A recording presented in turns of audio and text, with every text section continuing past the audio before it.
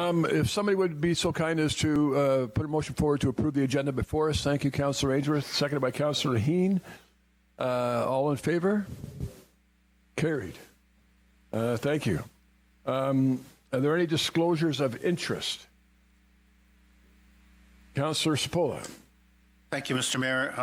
Item number 1 on correspondence. When I wasn't on council, he came to me and asked for some advice on construction of 75 Barrie Road. Thank you, Councillor Cipolla. Any further declarations? I have one. Sorry, Councillor Cipolla. Oh, we're not quite there yet. With respect to report number 1 of clause 14 of council committee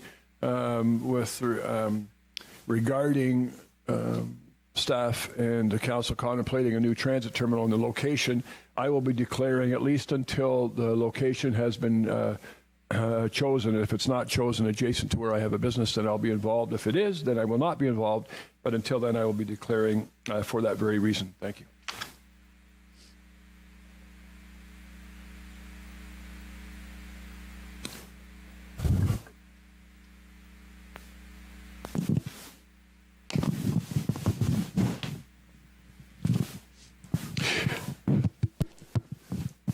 Well, it's you know, as mayor of council, it's there are many interesting aspects to the job, and all are meaningful, and some are wonderful and meaningful. And tonight is such an occasion. We had an incident at our park last year where somebody, as I understand it, got bumped into the water off around the boardwalk area. And also, as I understand it, this individual could not swim. And 2 passers-by apparently answering a question that I think many of us have had: how would we react in a certain situation if we were called upon without being directly called upon? Anyway, they rescued this person from the water and essentially saved them from drowning. So it is with very welcoming arms on behalf of the rest of council and staff that I ask Jeff Noble and Ray Fisher to come up to the platform.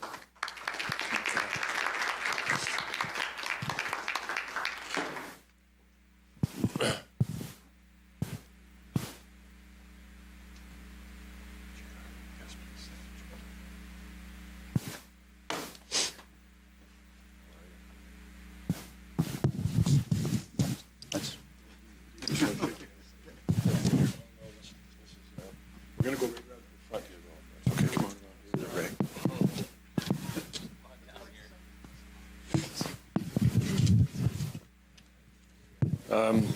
I don't. I want to give this the gravitas and the meaning that the moment deserves.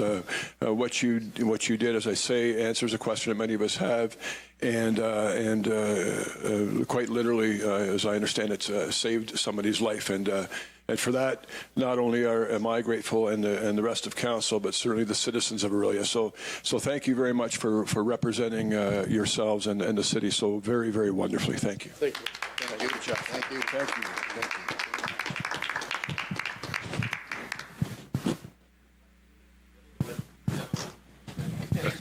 you. A thorn between 2 roses?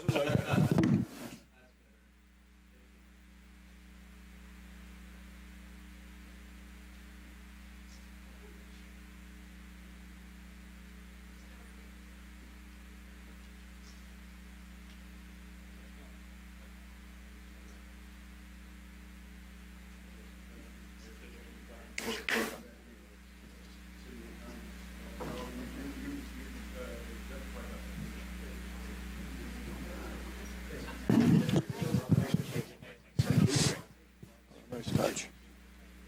Pat.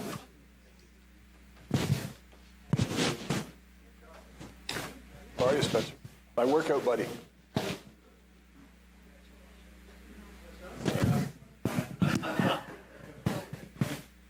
How about one more round of applause for me?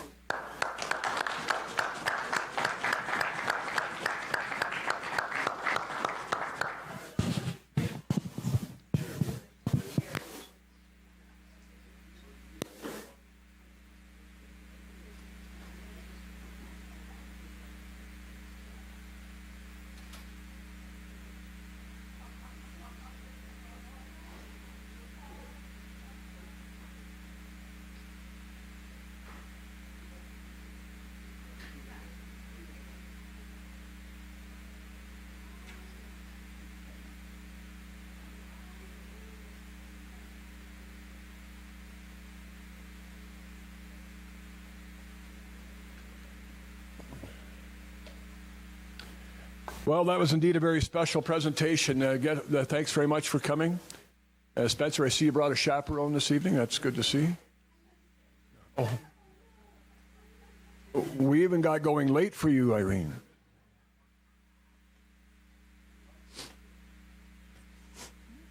Okay, film at 11. It was a special presentation. We don't have any deputations this evening. With respect to the minutes from January 20th public meeting regarding planning matter and January 20th, 2020 regular council meeting, is somebody willing to move those minutes? Councillor Remond, thank you. Seconded by Councillor Campbell. All in favor? Carried. Thank you. Under correspondence, as Councillor Sapola alluded to earlier, we have a letter, a response from my office to a developer in town. And I'm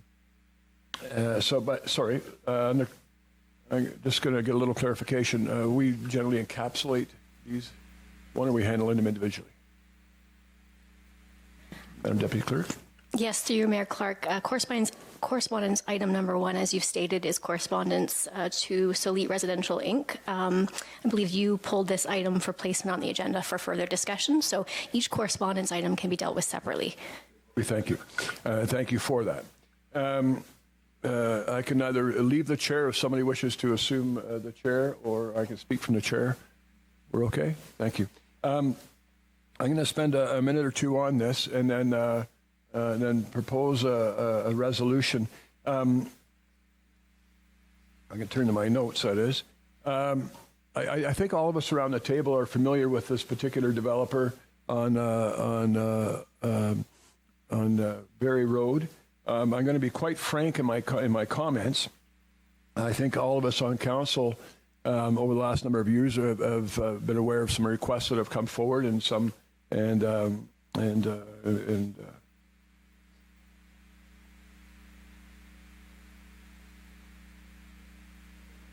yeah. Anyway,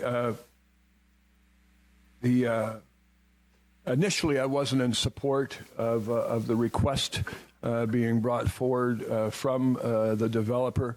There was a different level that identified a few requests.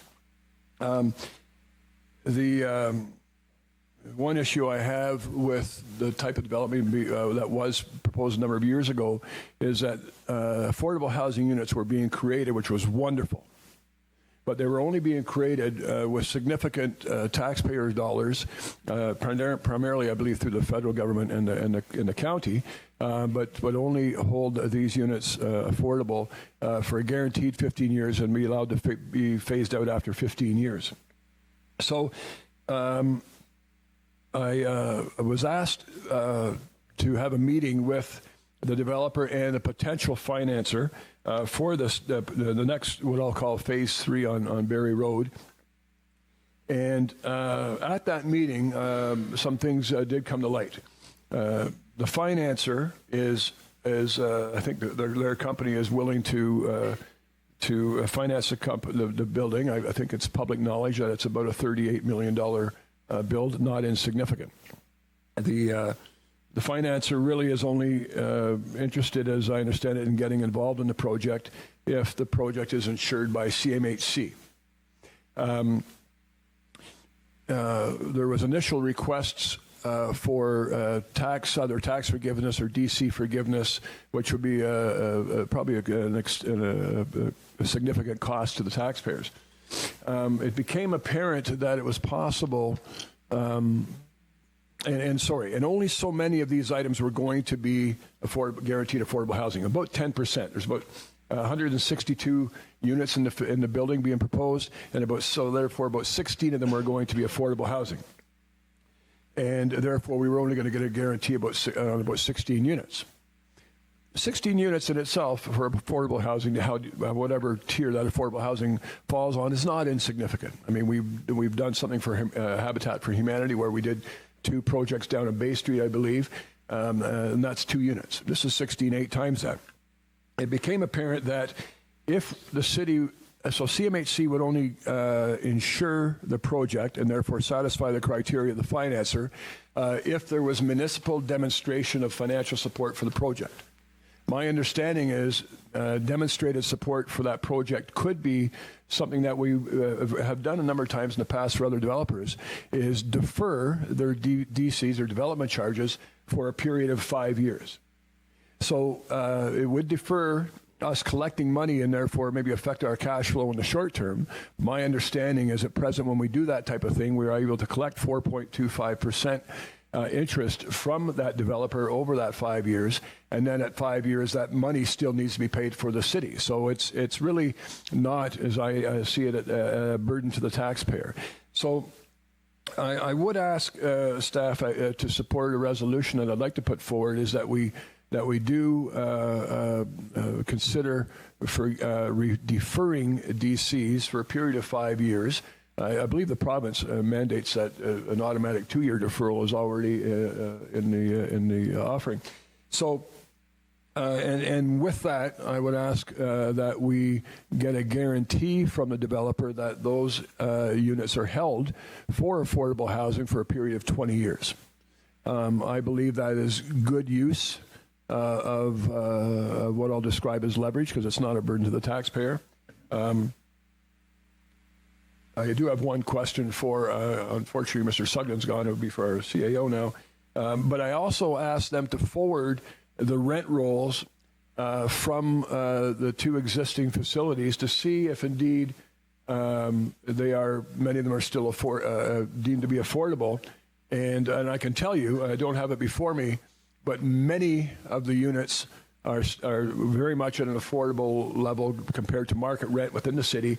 And quite a number of them are significantly under market rates. So I was pleasantly surprised to see that. So my belief is that a 5-year deferral, when a 2-year is already essentially guaranteed by the province, and being able to collect 4.25% interest or thereabouts for the next 5 years, and allowing us to ensure that we have at least 16 more units going forward for 20 years, is probably a decent use of money, despite whatever misgivings there may have been in the past. So have I given staff enough information in which to put a proposed resolution together?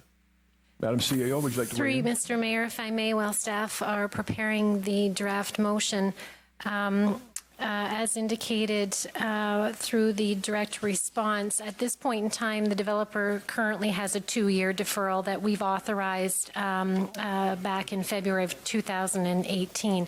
The other option that the developer has, which is in concert with the Development Charges Act and the More Homes and More Choice Act, rental housing can pay 6 annual installments plus interest from the date of occupancy to pay the required development charges. So certainly if you're looking for council to provide that deferral for that 5-year period of time, we can certainly encapsulate that in the motion. I understand you're looking for that referral to potentially be contingent on other factors, which is a minimum, if I can, just so staff, when they're preparing, a minimum of 16 units. Is that what you're looking for? Okay. So contingent on a minimum of 16 units being affordable units. And furthermore, you're looking for the developer to provide us with rent rolls of the other 2 properties in the city to... Okay. So do you want that as part of the motion then, Mr. Mayor? Or... Okay. So copies of the... Of the rent rolls of the other 2 properties that the developer owns to be provided as well. So what that would look like is essentially a 5-year deferral of 4.25%, which is what our normal rate is. So I believe that the ladies have what they need in order to draft the motion. If you want, we can read it, or they can put it up on the screen just to make sure it encapsulates everything that you're looking for. Indeed, thank you. And while staff are doing that,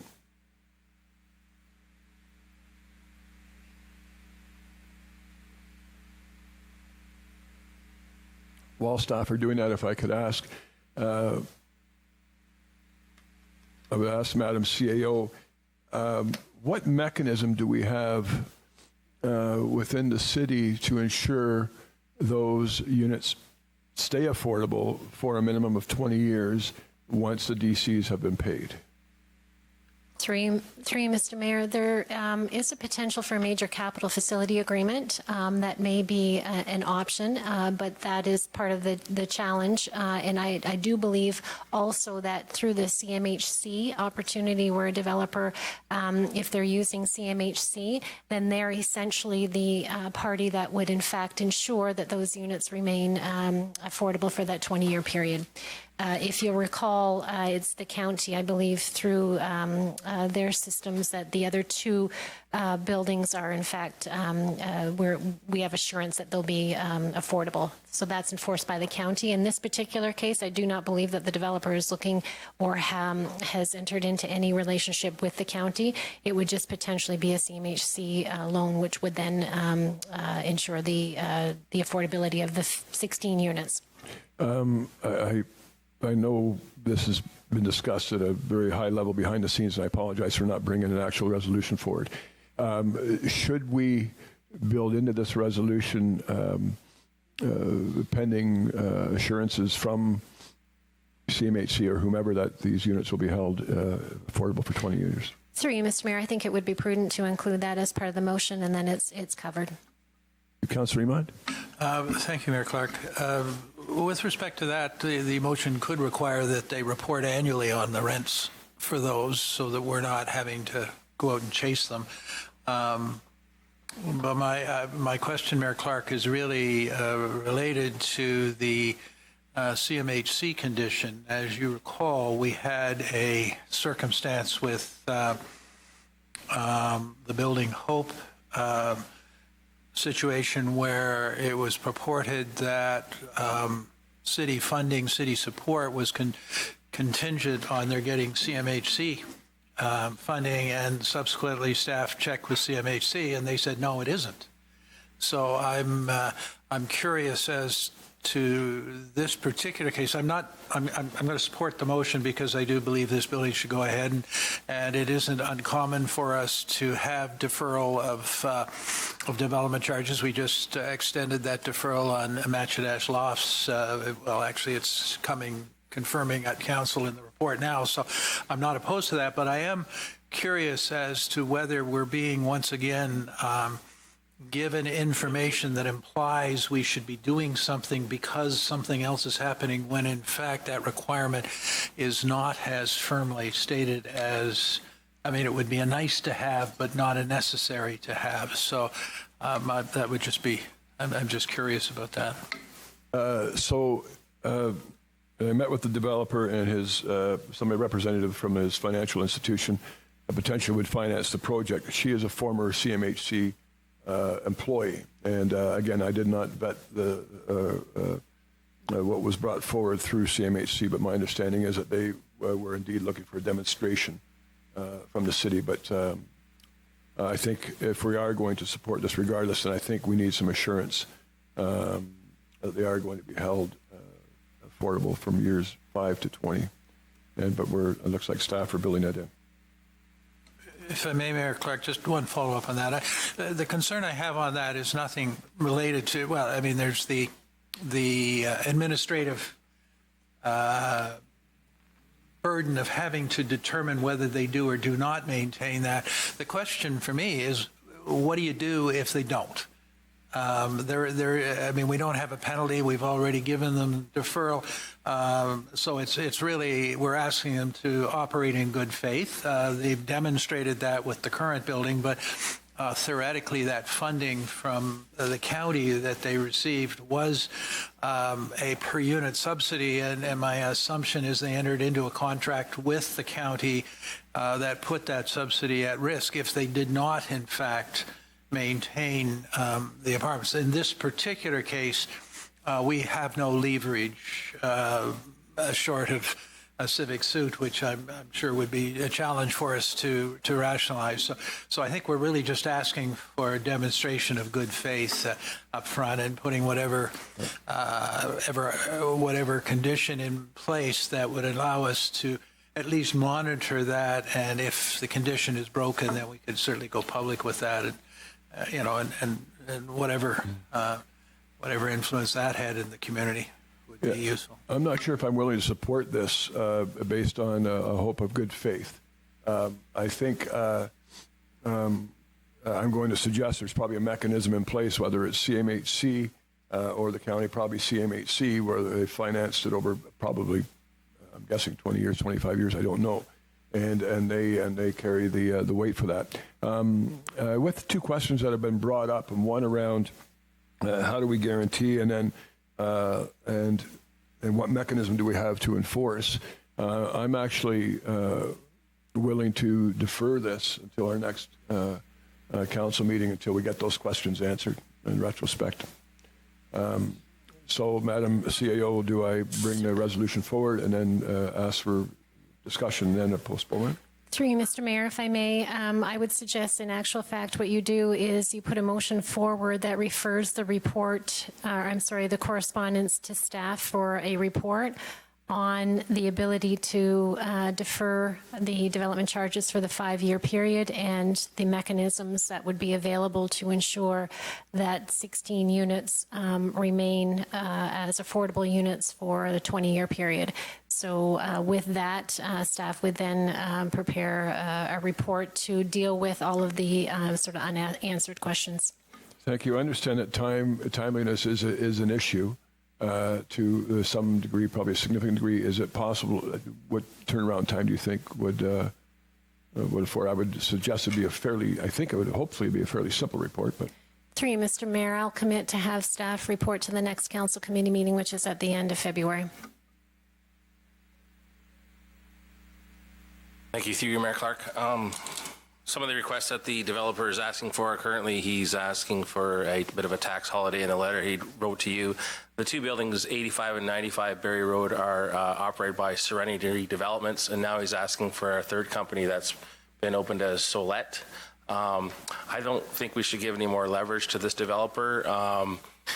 One of the conditions that I would ask if we're going to ask for a report from staff is to get a proper property management company to maintain all three properties. As a counselor for that area, I do get a lot of phone calls from both buildings, and there never seems to be any corrective action on the owner of the properties in any timely manner. So when the first property was built, they did use a property management company to occupy the building, but once the occupancy was met, all of that had gone away. So if that could be a condition for the staff report to ask for a property management company to maintain all three buildings, with the caveat to add the affordable housing component to it, that would be my request. Thank you, Councillor Cloustra. I'm going to bring the resolution forward and entertain a discussion, if that's okay.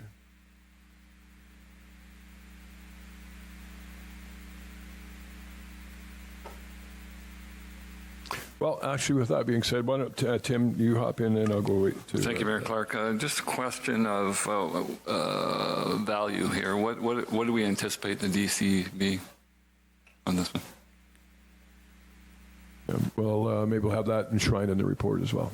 Okay, because there was some sort of comparison to Building Hope. This is a totally different thing.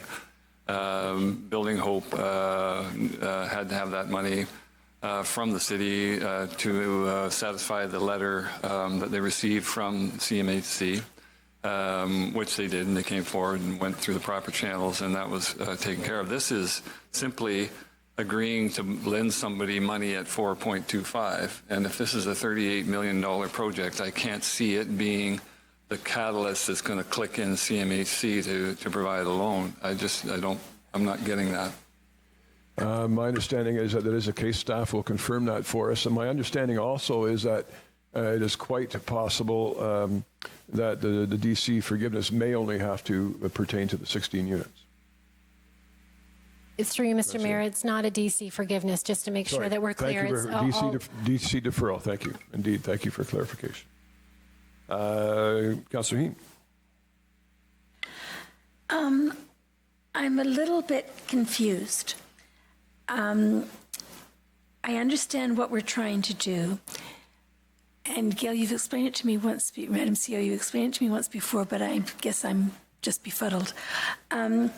If we have a developer who does not necessarily need to go through an agency like CMHC, who's willing to do affordable housing units, why can't we do the same thing and defer development charges for a 5-year period of time so that they can do the affordable housing? It's my understanding we can't do that, and it doesn't seem quite fair. Sorry, Councillor Hean, I'm not understanding your Well, question. I'd asked at one point when we were talking about tax holidays, which is basically what this, or deferred charges or whatever, when we were talking about all this earlier, I was told that we couldn't defer the development charges for a developer at that time because they weren't going through CMHC.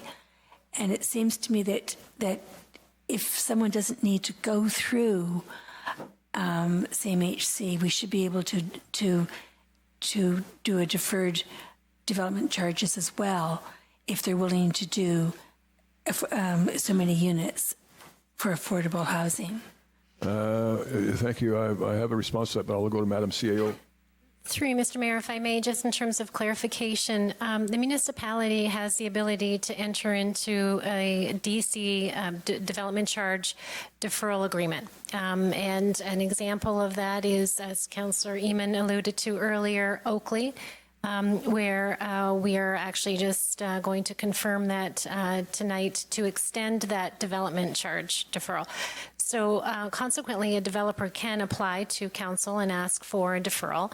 What is happening here, from what I understand, is just that. The developer, what you're hoping to do is provide a development charge deferral agreement for 5 years. But if we're going to entertain that, what we're asking is potentially that there be additional caveats for the potentially 16 affordable units. So that is in this particular case, what we're saying is if we're going to entertain that, then we potentially want there to be conditions. But other developers do have that opportunity to ask for development charge deferral. And we have done a few deferrals over the last number of years.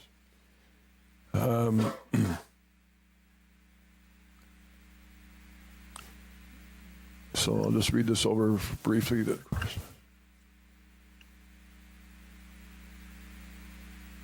Not end taxes, just and it's not waive, it's to defer.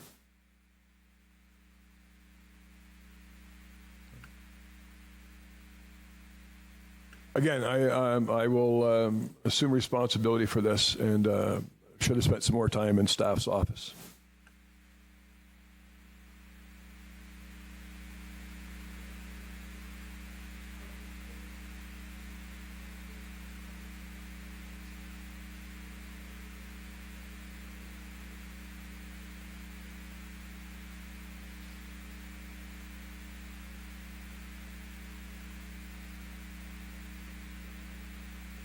Coming up on our agenda, we've got some conferences.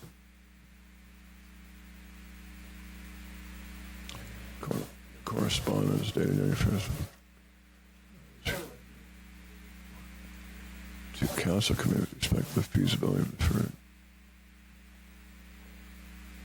Through you, Mr. Mayor, if that is the motion that is put before council, I will endeavor to ensure that I have a conversation with Mr. Sugden and Mr. Lang to make sure that the report is an all-inclusive report that talks about the proposed affordable housing units, the appropriate number potentially, as well as our enforcement mechanism to ensure that those units would remain affordable for the 20-year period. So I'll ensure that that is all captured. Thank you for taking the ball on that, Madam CAO. So we won't be defaulting to looking to defer this. We'll be passing this motion potentially, and then enshrining all those desires in a subsequent motion in a future meeting. Thank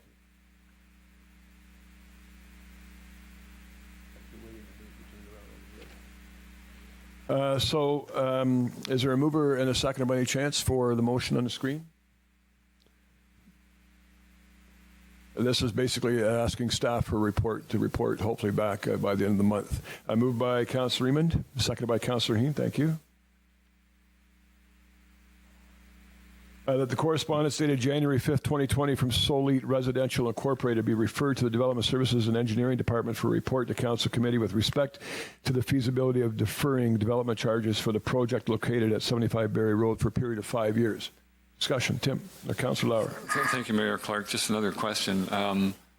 Does this mean we need to waive one of our own policies or bylaws, given that I believe we just passed a resolution that said any of the tax breaks or DC breaks were only valid if you were a nonprofit? Not-for-profit. My understanding is this falls outside of that criteria, as it's just a deferral, not a waiving or a forgiveness. But Madam CAO? Through you, Mr. Mayor, you are correct. The housing policy was adopted January 20th, and it does very clearly indicate it's intended for government or not-for-profit. This particular report that you're asking for falls outside of that particular policy. And if I could just follow up on that, I'm just wondering, would that not make a difference to CMHC? I mean, if Oakley can get one of these things, and I'm assuming Oakley, if they wanted to, could extend it. So this doesn't really constitute a vote in favor of an affordable housing. It's just simply a construction development kind of initiative, right? This resolution here is just to ask staff for a report Yeah, on no, I get how that, will yeah, we but- ensure the affordable housing. I would suggest that if some other developer came forward and wanted to put up some affordable, there's some unanswered questions here, and one of them is, does DC deferral apply only to the value of those 16 units, or does it apply to the whole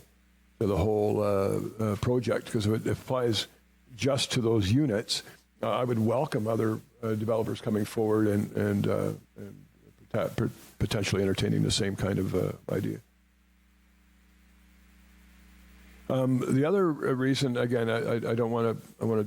I guess we should be debating this particular issue. Is one thing that occurred to me. A number of us from different municipalities were sitting around a table the other day and talking about a shortage of affordable housing in each of our municipalities, and it became very clear that one way to ensure that things are more affordable is by having an abundance of inventory. When you have a lack of inventory or lack of supply, the market prices go up.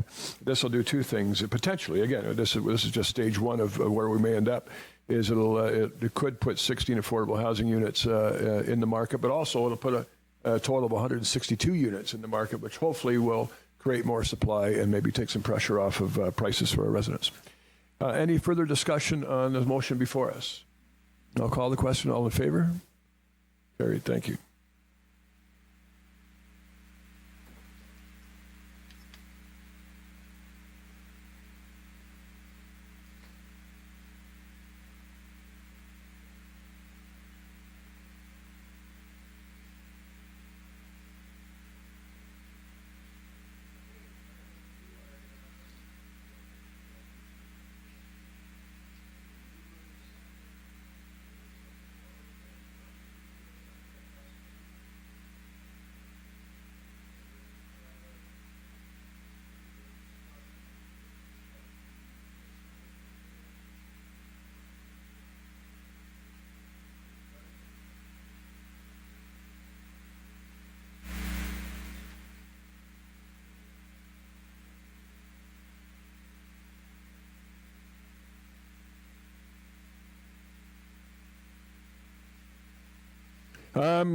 So moved by Councillor Cluser, second by Councillor Heenan. The following are hereby authorized to attend the 2020 OGRA, Ontario Good Roads Association Conference from February 23rd to 26th this very year in Toronto with expenses. That list of councillors would include Councillor Clustra.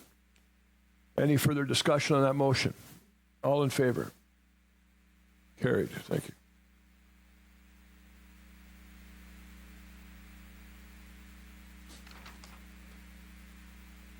Another motion before us. This is with respect to OSAM or Awesome. Is there anybody else who wishes to be included? Councillor Emond. Thank you, Mayor Clark. I would like to be included for the purpose that we have applied to OSAM to host the conference either in 2021 or 2022. And so our presence at the conference this year is important to enable us to not only socialize with the members there, but to profile our city and what we're going to be able to do. I would like to attend. I am delinquent in not having submitted my report for the last OSUM conference, which I will do before this. I did get my expenses in on time, so I'm not delinquent there. But if my colleagues will allow me to be included with the understanding, and I know the clerk and CAO will personally enforce this, that I write my report and have it into council within the next month. If council be so kind, or if staff would be so kind to include me in that as well, I think you make a very good point, Councillor Eamon, if we're going to be hosting in the next year or so, that representation there, aside from the benefits that normally come from that. And Councillor Eamon, I can speak to your track record of the last 5 years as being impeccable in getting your reports.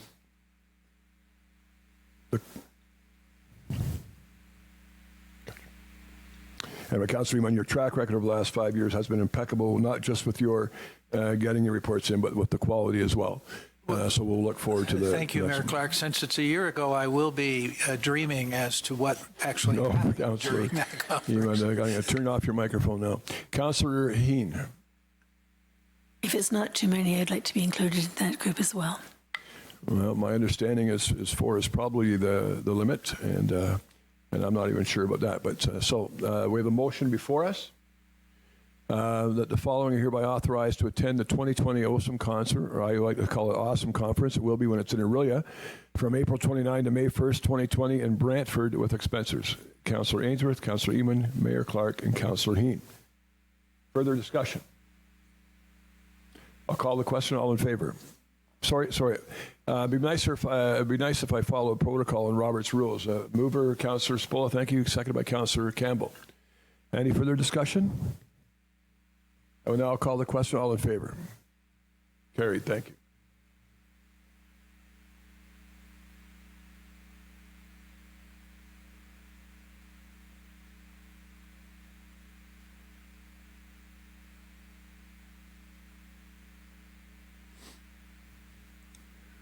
And the last conference before us is AMO, or the Association of Municipalities of Ontario, of which Councillor Ainsworth is affiliated, as well as OSUM, or Awesome.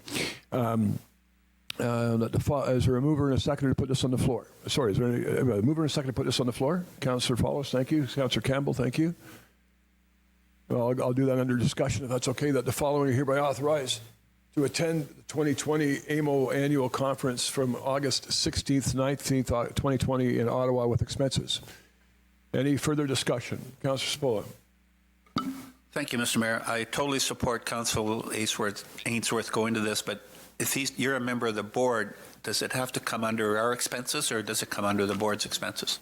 Councillor Ainsworth, if you know the answer to that. Yes, through you, Mayor Clark. So it'd have to come from our expenses. And then also, since I don't receive expenses from our council for my board attending, essentially for the board meeting that I go to, which is on the 15th, before that, I have to cover those personally. And AMO doesn't cover any expenses. Yeah, moved by, I think I already had a mover and a seconder. Yes, I did. Yeah.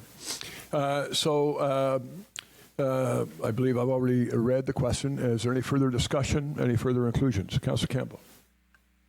Thank you, Mayor Clark. I would like to attend that one if I could be included in the list. So that's why I thank you very much. Oh, because it's moved. Anyway, so is there a mover? So Councillor Campbell is a mover. Is there a seconder for that amendment? Thank you, Councillor Ainsworth. Mayor's going back.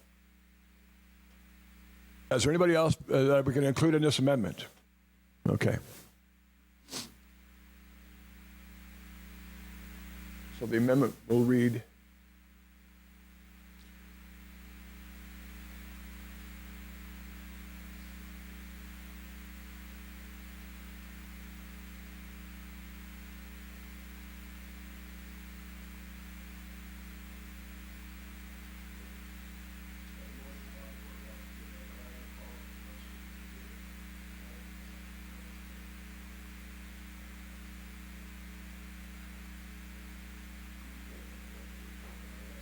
Councillor Campbell was the mover on this, and the second was Councillor Ainsworth. Thank you.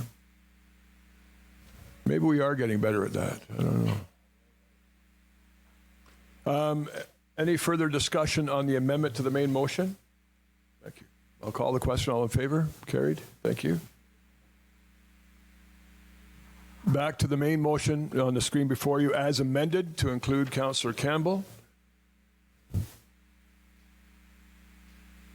Does it have to say David if it's in the amendment? No? All right, it's inferred, okay. Any further discussion on the main motion? I'll call the question. All in favor? Carried. Thank you.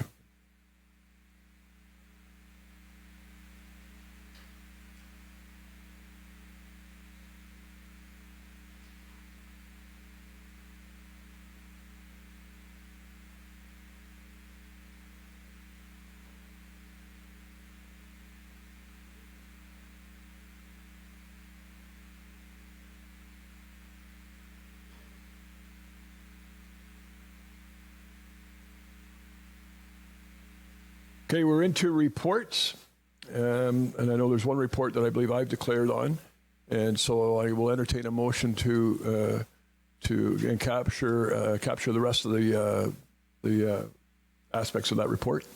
Yes, Mayor Clark, I'll just note at this time I'm aware of Clause 7, that's the vehicle for hire licensing that's being pulled for further discussion, a potential change, and a recorded vote. And Clause 14, that is your conflict with respect to the transit terminal study. Thank you. So Clause 7, it's a potential change of direction, did you say? Okay, so we'll entertain a motion that will cover all aspects or clauses of the report except for 7 and 14, which we'll entertain later. And just as a reminder to those here at home, the way this particular part of the agenda works, because these were all items that were deliberated last week at Council Committee, and to draw on an analogy, the week in between Council Committee and Council is really a week of sober second thought. So this is our night for ratification. But because they've been deliberated already, really tonight we capture all those particular report clauses in one motion. So the report number, is there a mover and a seconder to put this on the floor? Thank you, Councillor Ainsworth. Thank you, Councillor Heen. That the report number 2022 of Council Committee now before Council be adopted with the exception of clauses 7 and 14, which shall be introduced separately. One for a change of direction potentially, thank you, and one for a declared conflict. Any further discussion on those report items that we deliberated last week? Deliberated on. Okay, I'll call the question. All in favor? Carried. Thank you.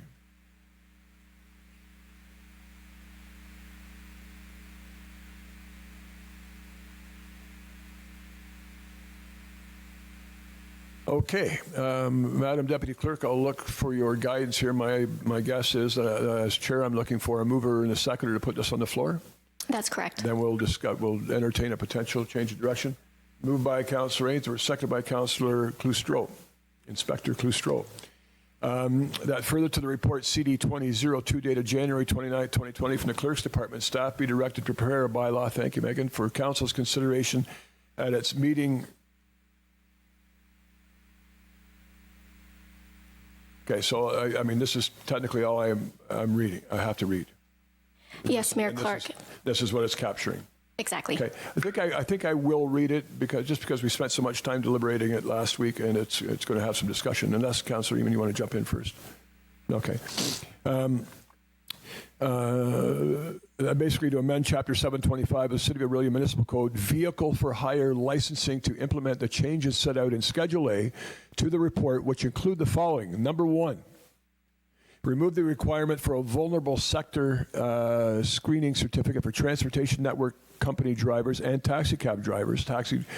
Before such a driver is able to operate in the city for the first time, and alternatively require a criminal record check provided such driver does not provide transportation services to an unaccompanied person or persons under the age of 18 years of age. Number 2, add an offense prohibiting a transportation network company driver or taxi cab driver from providing transportation services to unaccompanied persons under 18 years of age without first having obtained and provided a vulnerable sector screening certificate. Number 3, reduce the existing business license fee for transportation network companies and taxi cab companies by 20%. Number 4, remove the requirement preventing a transportation network company driver or taxi cab driver from providing transportation services if convicted of specific Highway Traffic Act offenses listed in Schedule B of Chapter 725 of the City of Orillia Municipal Code, vehicle for hire licensing. And number 5, remove the requirement for a safety standard certificate to be submitted to a transportation network company biannually for vehicles that exceed 40,000 kilometers in the prior year. I will entertain discussion. Councillor Iman.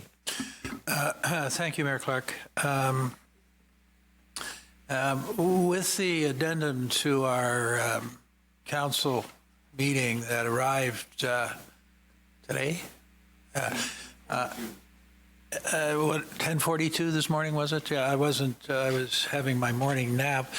But I did read it, and in it is a proposal from the organization that Jay sourced out for us, which is offering if the city would sign an exclusive agreement with them, a 2-year period of ride sharing in our city, which incorporates what I have from the beginning been nervous about, and that is that they would adhere to having their drivers have a vulnerable safety check. They are anxious to see the fees reduced by 20%, and they are also seeking the 4th point that's on, I guess it's the 5th point that is on this, but other than that. So I'm not quite sure the procedure, because the letter was clear but simple, but I think it does need some investigation on behalf of staff to check out this organization a little more thoroughly and do some things. So in the light of that, I will not be supporting this tonight. What I would like to do is to defer this and return it to staff with the request that they report to council on the potential of the offer from what's it called? Yeah, sorry. From that company to offer an exclusive arrangement here, because I think it would meet all of our requirements from what I can gather. Thank you. I'm going to entertain discussion on the motion that is before us, and once I'm satisfied that we've had a sufficient amount of that, then I will ask if there is a seconder for Councillor Eamon's desire to defer. Councillor Cloutier, you'd like to weigh in? Thank you, through you, Mayor Clark. I'm in support of the motion, whereas as is. Just a little footnote, residents just want the ability to have or use ride-sharing services. The proposal from Face Drive gives exclusive rights to the city. This will eliminate any other ride-share services that want to operate. Let's just allow ride-share services to operate in the city. We can't have a monopoly to one specific company. I can appreciate that Face Drive partnered with the City of Hamilton for Tiger Cats games, as there's no parking nearby. The other savings for the Ticats fans is that they can ride the Hamilton City bus for free when the Ticats play at home. And I'm just happy that the staff report is they spent a lot of time on this. All of the questions have been answered as far as I'm concerned, and I'd like to just move forward with this process. Thank you. Thank you, Councillor Cloutier. Councillor Spola. Thank you, Mr. Mayor. Being a strong supporter of the vulnerable sector check to protect our citizens, and especially those that are under the age of 18 or between the 18 and 25, especially with what's happened in Toronto with some of the problems. But we must listen to what people have asked us to do. And while I was away as well, had substantial amount of phone calls as well as email. The citizens expect us to support the Uber for 2 reasons. One is that they've been in existence for a while and they know what they're getting. But I would hope that we will review it in a year or 2 or 3, that if there are any criminal problems with that we have the right to withdraw that service from our municipality. think it's important that we listen to the citizens.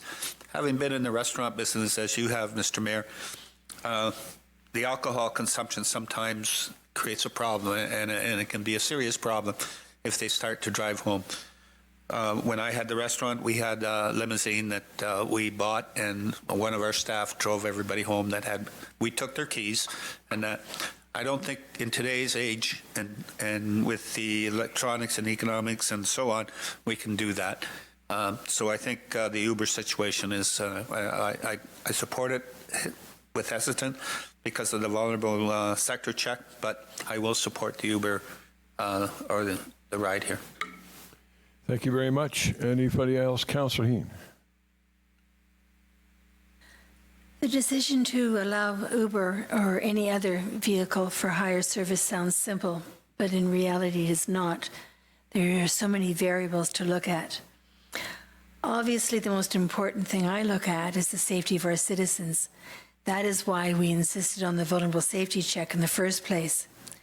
I recognize that minors, those under the age of 18, obviously fall under the vulnerable category. However, so could someone who has had too much to drink or a frail senior. It has become a little bit less black and white now, doesn't it? And then I looked at the wait times. Obviously, these are unacceptable. So what are the possible outcomes of somebody waiting 45 minutes, an hour, or an hour and a half? Might someone choose to walk home? In the winter, they could wander off the sidewalk or path and on a particularly cold night, potentially freeze to death. There's a possibility of someone being hit by a car, and much of our winter clothing is dark and not easily visible. Particularly in warmer weather, someone could be attacked and assaulted. These are obviously the worst-case scenarios, but need to be taken into account. And obviously there are other people who say it is just not worth the effort and decide to stay home, thus affecting our businesses downtown. But it's obviously not just the nighttime when we are having problems. It is during the daytime as well, when the people are having these long waits. In a perfect world, I would rather that we stick to our guns and insist on a vulnerable safety check. But we don't live in a perfect world. So I think that Sean Crawford has done an admirable job in finding a compromise and insisting on having a VSC for those drivers that transport minors. Let's just hope that it works. And let's also all remember that Uber has not given us a written guarantee that they will come to Orillia. Up to this date, they have not made agreements with any municipality the size of Orillia. So the ball is now in their court. Thank you, Councillor Heen. Appreciate that. Councillor Lauer. Thank you, Mayor Clark. I'm thinking along the same lines as Councillor Eamon. I think it's a bit premature to jump ahead with this thing, not only because there's maybe some more information coming from other companies, but I don't think we've really thought this through and come up with a solution to the problem we're trying to solve. A lot of the correspondence I'm getting are people who are concerned with students, having students that they need to move around town. Apparently Uber doesn't accommodate anybody under the age of 18, so that's not going to solve that problem. We're also, I think, creating maybe some logistical problems here in that, okay, if you are a taxi driver now and you show up and there may be somebody who appears to be younger than 18, then they're responsible for checking ID and a few security things like that. And I'm not sure we're really set up to handle that as a municipality at this particular time. So I think I will certainly be supporting Councillor Eamon's motion to delay this and get a little bit more information, do a little bit more investigation into the logistics on how exactly this is going to work and how much of a chance this has actually got to solving our problem. You have to remember here, we have standards, just like Ottawa has standards and Windsor has standards, and they're asking us to waive those standards. And when we waive those standards for Uber, we're waiving them for everybody. That's all the taxi companies, et cetera. So it's a big decision, and it's not one I take lightly. And so certainly I want as much information as I possibly can get, especially in regards to the vulnerable sector screening. I also have, I don't have any problem with the lowering of the rate. I'm sure that'll wash out in the end. I also have a problem with the lowering of the requirements in regards to the Traffic Act offenses. I don't think we have that formula right either. Right now we're saying anything goes, period. And we're relying on the fact that the provincial government will come in at some point and take somebody's license away. Well, that's 15 demerit points down the road. So you could have several fairly significant charges against you and still be eligible to be driving a taxi or or Uber, whoever. I would suggest that needs a little bit more thought, and that maybe we want to go with our own demerit system where if you've got 7 demerit points against you, then you just don't qualify for a license or something a little bit more stringent than waiting till the point where the provincial government has to suspend a license. So I will be in support of the postponement, and I hope everybody will take a little bit of time to get this right. Thank you very much. Anybody else in queue? Councillor Munn? Thank you, Mayor Clark. Just a couple comments in response. Uber did sign an exclusive agreement with Innisfil to provide services, different services, but they have done that, so that sets that up. Councillor Heen is quite correct. I did ask last week for staff to approach Uber to get a guarantee from them. Since there's no correspondence to that effect, my assumption is they didn't give us that. The organization that has come forward and proposed being up and running in 30 to 45 days, providing the service that meets the requirement that we're after, strikes me as a reasonable time frame, because I think it'll take anybody that long to get going. And the final point is that it's interesting that this organization is one that supports an environmentally friendly approach. They not only bonus their drivers if they drive hybrid or electric vehicles, they pay more for, they keep more of the revenue than those who have the others. They also have a program of carbon offsets with tree planting. Again, these are advantages that I think our community should look at. But if nothing else, in the face of new information that brings to us the possibility of meeting all of the requirements that we want in a time frame that isn't any particularly different than the time frame before, why would we not at least investigate it? And so, I mean, I think going ahead without doing that, we are doing a disservice to those in the community who we are trying to serve. Thank you, Councillor Munn. Councillor Ainsworth and Councillor Heen. Yes, through you, Mayor Clark, I will be supporting this motion moving forward tonight. I think it's important for all of council to support it, in my opinion. It's really a simple conversation. It comes down to choice and people's choice. And do people want to have the choice to be able to select from different services, or do we want to force choice upon them? It's really that simple. I think it's wonderful that Face Drive wants to come to Orillia, and I encourage them to come to Orillia. I encourage multiple different ride-sharing services to come to Orillia so people have the choice to go with different companies. As I mentioned last week in our council committee meeting, it's a great opportunity for Face Drive to come in here and say, hey, we're going to operate with a vulnerable sector check. Then someone who might not feel comfortable in, a regular Uber or another ride-sharing service, or in a taxi for that matter, that maybe those folks don't have a vulnerable sector check, they can call, or they can use their app and they can go to this other company and say, hey, I feel a bit more comfortable with your company. So it's really opening up the market.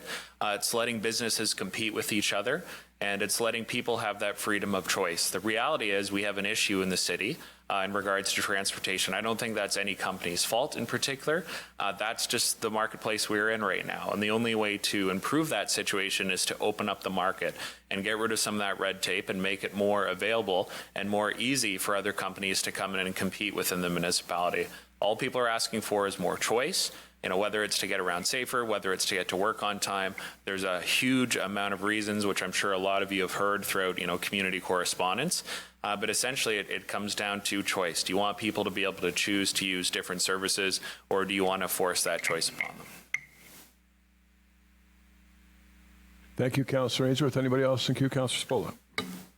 Thank you, Mr. Mayor. Through you to our CAO, I just want to pass on, our CAO pass on a thanks to Mr. Crawford.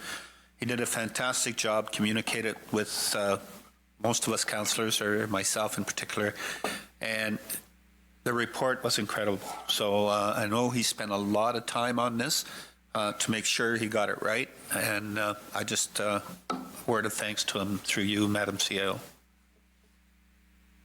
Thank you, Councillor Spola. Councillor Heen. Yes, my only concern is the area of exclusivity, and whether or not under the Municipal Act that is something we can do to offer one company an exclusive license in our community, and perhaps through you to Madam CAO, we might address that. Nora of all, Madam CAO. Through you, Mr. Mayor, if I may, so yes, we received this proposal this morning, and what my understanding is they are looking for an exclusive agreement to operate in the city of Orillia for a 2-year pilot period.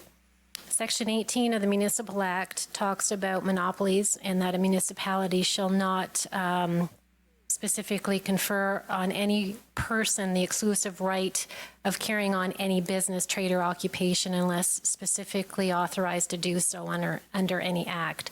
If council is going to consider the proposal that has been put before you, I would strongly recommend that we seek legal advice to ensure that that proposal is not in contravention of the Municipal Act. So that is something that if you are going to proceed, then I would suggest to Councillor Eamon's point, you would potentially want to postpone the motion that you have before you, and then I'll have another motion prepared that would require a further report and dollars for a legal opinion. Thank you very much. My understanding is a recorded vote has been requested.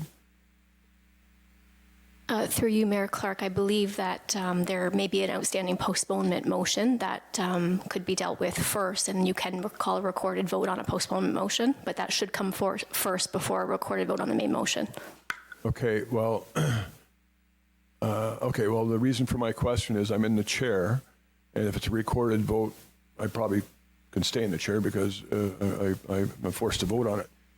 If what we're contemplating is not a recorded vote, I guess we entertain the deferral first, the postponement first, so therefore it's not a recorded vote.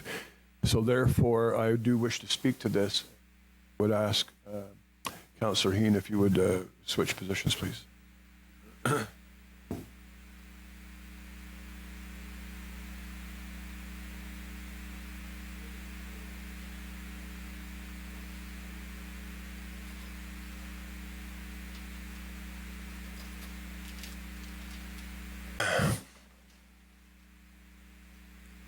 Mayor Clark.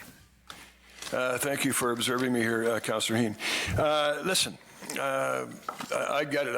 I believe I understand this from all the sides expressed. One member of council said that maybe we haven't thought this thing through. My belief is that we've been thinking this through for about the last 2 years and from many different angles. New information does, I think, obligate any politician to add that inventory of knowledge to the case and adjudicate it accordingly. Before I get to where I am on this, if I could, I just want to remind our viewing public that everybody around this council table and the previous council table unanimously supported the idea of ride-sharing services coming to Orillia.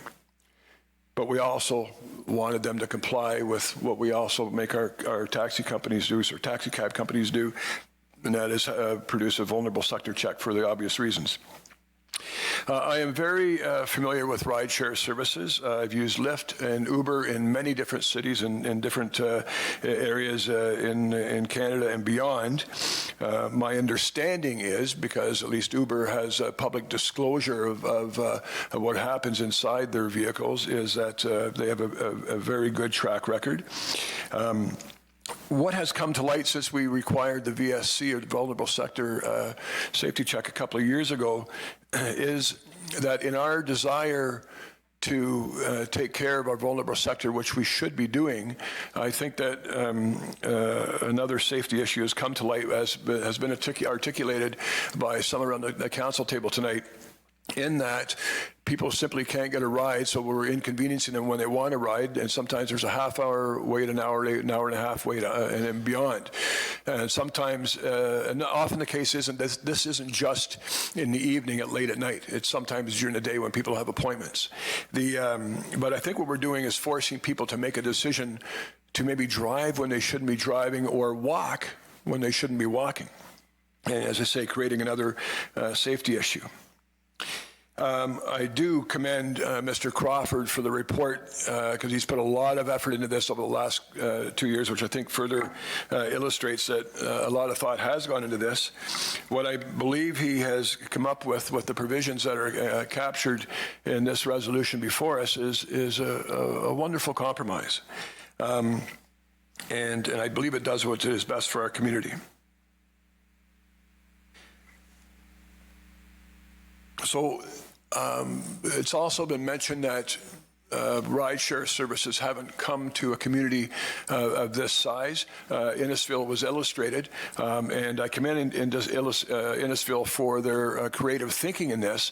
But in Innisfil, it's a different situation, because Uber in Innisfil is their transit service. They do not have a transit service, and therefore it's very much worth their while to go into a municipality roughly our size.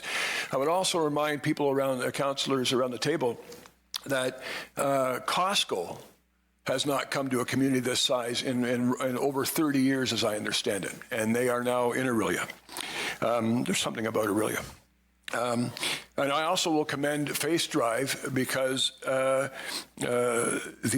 environmental incentives that they have for their drivers, I think, are intriguing, and they should be commended. The biggest issue that jumped off the page for me when reading their offer was the exclusivity. I do have an issue with that. I'm not sure how competitive that forces them to be in the market. And I also am very curious, at the end of 2 years, do we continue with exclusivity, or do we have an open market? I commend everybody around the table for their views on this. I think, quite frankly, all the viewpoints are substantiated, but I do believe that we've been dealing with this for 2 years. I believe that the provisions in this resolution are rational and provide a level of protection, and I will be supporting it. Thank you. Thank you. Councillor Eamon. Thank you, Madam Chair. I likewise have a compliment Sean Crawford on his report and the energy and effort he has put into this. I did sit in on the councillor liaison meeting where we discussed this, and he did point out to us that these 5 points that are in this, short of the 18-year-old and younger requirement for taxi drivers, were requirements dictated to us by Uber. They are not compromises. They are Uber saying, if you implement these, we may come into your city. I commend Mr. Crawford on the 18-year-old solution for the taxi drivers, because I think it does help a little bit. But I'm not as sympathetic with these items in the sense that they are a compromise. They are conditions that were imposed upon us. So from that point of view, I think that's fair. And I do believe that although exclusivity comes with certain conditions, that's why it's important for us to have dialogue with Face Drive in order to determine not only what exclusivity means, but what it means from the city's point of view, what conditions we would put on that, what happens after the 2 years. I mean, they've certainly made in the letter alluded to the fact that there is an investment that is required to set up operation in a community of this nature. And notwithstanding that we would love to have an open market where everybody is every supplier is willing to supply us. Let's be real. We're not Toronto. We are a pretty small market, and I'm not sure that we're large enough to encourage the marketplace to provide to come here just because we say we'd like to have everybody here. It's certainly proven so far that nobody's willing to come here under whatever conditions we put forward. While they have, Uber certainly has demonstrated that the market size in Ottawa and Windsor is large enough that from a business point of view. So again, I urge us to not jump to the conclusion, not be seduced by a dream that Uber is the world's solution to this. They are a ride-sharing program that is in it to make money. They put the conditions forward that may be, in fact, the ones that they would subscribe to, but we have no guarantee on that. Thank you. Mayor Clark? Well, really, just a quick counter to one of Councillor Eamon's point is yes, Uber has said laid out what conditions they'd be willing to consider coming to town with no guarantee. My understanding is those conversations went a lot better lately and led Mr. Crawford to believe they could very well come to town as opposed to a little while ago when he didn't think that was possible. But I also understand from reading the proposal from Face Drive earlier, they also had some conditions and lowering license fees, for example. Thank you. Councillor Ainsworth? Through you, Madam Chair, just on Councillor Eamon's points, as staff have mentioned, we can't do exclusivity with a company unless it's, specifically mentioned in an act. I know, for instance, with Innisfil, they might be exclusive with their transit. Other ride-sharing services do operate within Innisfil, so they're not exclusive to the municipality itself. And I think that us going in that direction is something, first of all, that's probably illegal. That's the reality we'd probably hear back from our legal staff would be, hey, you guys aren't allowed to do this, so I don't see why we would waste the money doing that. And secondly, in regards to just the idea of it, do you want to take one company and say, hey, no other companies can operate within the city if you're doing this particular service? That seems like, a foreign regime that we would read about in a history book that would, block out competition, which I think is really unfortunate.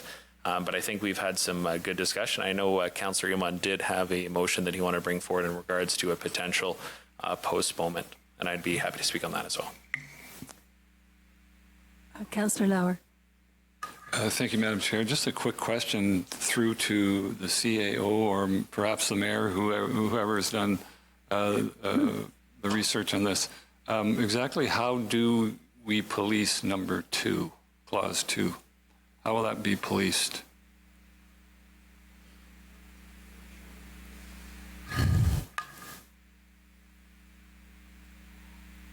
Mayor Clark. I don't know the definitive answer. That would be one probably for Mr. Crawford. I do know that there are other transportation service restrictions or bylaws that they have to abide by, and I know that they have ways and means of enforcing those. And so that means people from outside of town aren't allowed to pick up inside of town. People with certain ride or transportation service designations aren't allowed to pick up some people, and they put measures in place to ensure that those things are happening. So I would assume that they would have that for this, but that would be a question directly for Mr. Crawford.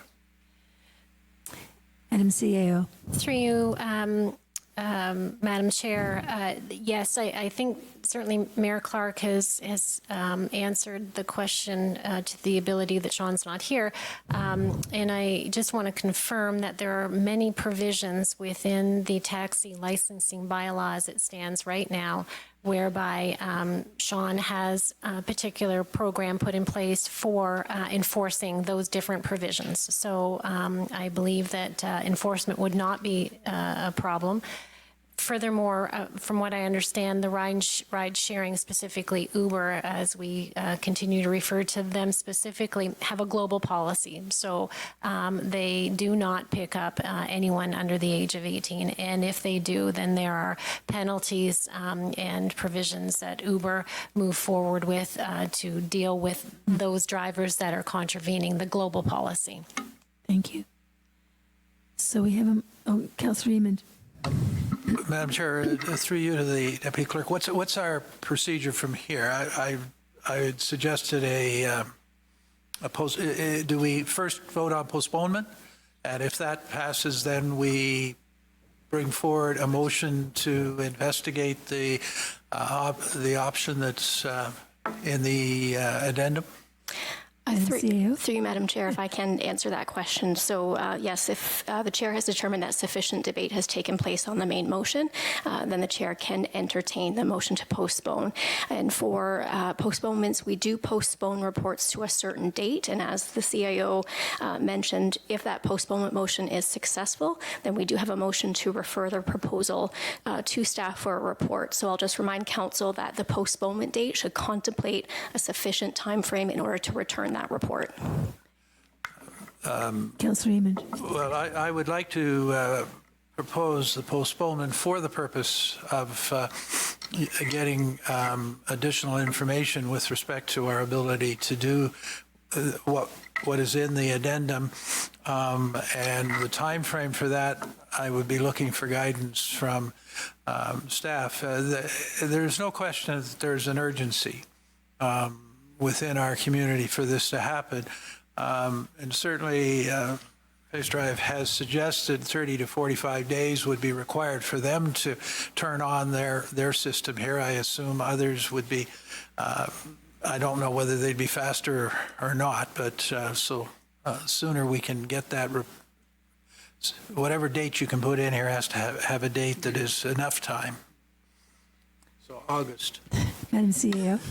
Through you, Madam Chair, if I may, to Councillor Eamon's point, at this point, what we'd be looking for is postponing the motion that you have before you. And then, as I indicated, we do have a further a further motion that would require staff to do some further work. That further work is what needs to be discussed at this council table. Is it just simply seeking a legal opinion on the proposal? Is it evaluating the proposal? Is it providing different options and opportunities for an RFP process? So it is really contingent on how much further information council is looking for. Councillor Lauer indicated that more fulsome information is required. So staff need to hear from council what that information is. At this point, I would suggest that if you're looking to postpone this motion, then at minimum, I would suggest, based on the council calendar, probably at minimum as a May the 4th, which would be the council committee meeting. So do we have a mover to postpone it to May the 4th? Yeah, through you, Madam Chair, if I may. What we would do is actually postpone this to the next, to a council meeting, which actually would be on May the 11th. May the 11th, okay. And what I would do, Madam Chair, if that's the will of council to postpone, if staff are able to actually get the report earlier, then what we would do is we would bring that forward sooner. So it should be worded May the 11th or sooner then? Councillor Madam Raymond. Chair, if I may, delaying till May is not tolerable for me. I would suggest we delay until the next council meeting, and I would ask that staff consider what would be required in order to determine the viability of the proposal that is before us, not to necessarily investigate it, but to allow council to review what staff's bringing back, which I think the CIO listed the kinds of things that might be in that report, but not to actually do that, so that we would have before us a sense of what we would get if we delayed in March further to get more detail. My view is that to put it off that long is not acceptable. I mean, if it's as simple as it may be that we review the Municipal Act and we're not allowed to sign an exclusive agreement, then the question is, does this council want to go to tender with the conditions that Face Drive have suggested they would live with, and let other ride-sharing programs determine whether they want to serve Aurelia with those conditions or not? We've certainly heard from Uber that they're not, because they refuse to accept the vulnerable safety check. But that would give us some insight as to at least whether it's a get-go or not. But so my proposal is, and if we can't do anything between now and then I'll withdraw my motion. CAOD. Through you, Madam Chair, if that's the will of council, this item will appear on your next council agenda. And then, as I've indicated, we can create a sort of subsequent motion after this is deferred for you to identify sort of what you're looking for further contemplation at the next council meeting. Mayor Clark. Willing to consider anything that's proposed, but I'm confused right now. So I've heard that there was a motion being put forth to defer or postpone, which would likely take us into the first half of May. And I'm hearing that we can have it appear on the next council agenda. And I'm just a little confused as to so I'm just looking for clarification on what that means, what that looks like, and how that would be different than where we are now. Through you, Madam Chair, what I've heard from the mover of the motion, yet to be seconded, the motion to postpone, is that he would like to postpone it to the next council meeting. So it will appear, if that's the will of council, it will appear at the next council meeting. What you then have to determine is providing direction as to what further information you require in order to make your decision on March the 2nd. And if it is, and I will have to reiterate what I said earlier, if it's a comprehensive report, and if it is further legal advice, then that will take longer than March the 2nd. Thank you. Councillor Fallis, and then Mayor Clark. Thanks. Through the chair, I'm willing to support this deferral to see if we can somehow accommodate this. Of course, as it is worded, it doesn't sound like it can be, but that's not to say that there might be a possibility here. My question, though, just back to the CAO, when Sean Crawford was here last time, he did suggest if we deferred it to, I believe it was a meeting or so beyond, that we would be able to get the adequate amount of information to make a determination on something like this. Thanks. Through you, Madam Chair, the difference between that conversation that occurred last week and the conversation that is occurring now is we have a proposal from the company, and it's an exclusive, it's an agreement that is requesting exclusivity. What I would recommend, that it be prudent that we obtain a legal opinion on that. That legal opinion will take time in order to commission that opinion, and that time could be anywhere from a couple of weeks to whatever time period a solicitor would identify. Thank you, Madam CEO. So, Mayor Clark. Again, I don't want to diffuse any proposal. I truly don't. But if I'm going to entertain the idea of a deferral to the next council meeting, I have a bit of I see that as a very hard thing to do, because it sounds like the issues that we need to look into likely won't be resolved before the next council meeting. From what I'm hearing from Madam CEO, to get a legal opinion by the next council meeting might be tight. Madam Chair. Councillor Raymond. Thank you, Madam Chair. I withdraw my motion to defer. Thank you, Madam Chair. That was going to be my question too. We're kind of just floating around the idea of postponement, deferring, and we haven't got a mover and a seconder for that. So where are we going with that? Thank you.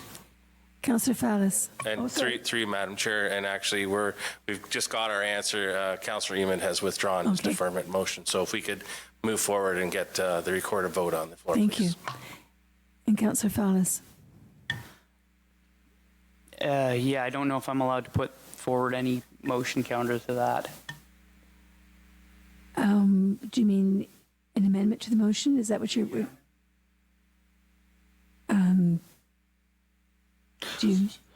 The only suggestion I can think of is at least take 2 weeks to do some preliminary research to at least get a sense for what is possible here.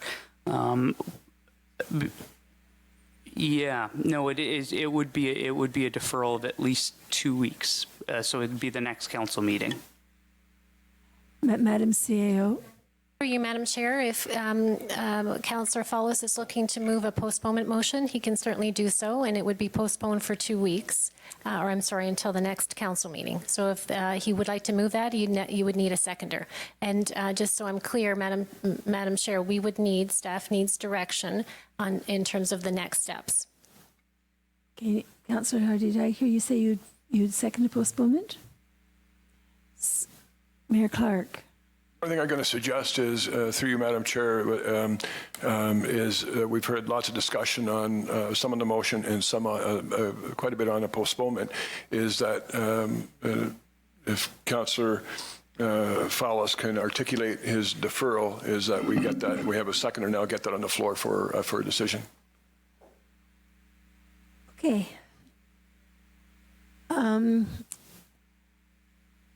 So, Councillor Ainsworth, wait a minute. Sorry, Mayor Clark, Once you're satisfied, we've had enough discussion on the postponement. I think we've had significant discussion, but if there's new information somebody wishes to impart, you can entertain that. But then I would recommend that we go to the motion. Okay, then I'll let Councillor Ainsworth speak, and then we'll Yes, through you, Madam Chair, now that we officially have a postponement motion that was moved by Councillor Fallis and seconded by Councillor Lauer, I will not be supporting a postponement moving forward, and I will also be asking for a recorded vote on the postponement motion. Thank you. Okay, so we have a mover and a seconder. And we've been asked for. You want to switch? Oh yes, we have to, don't we? Okay.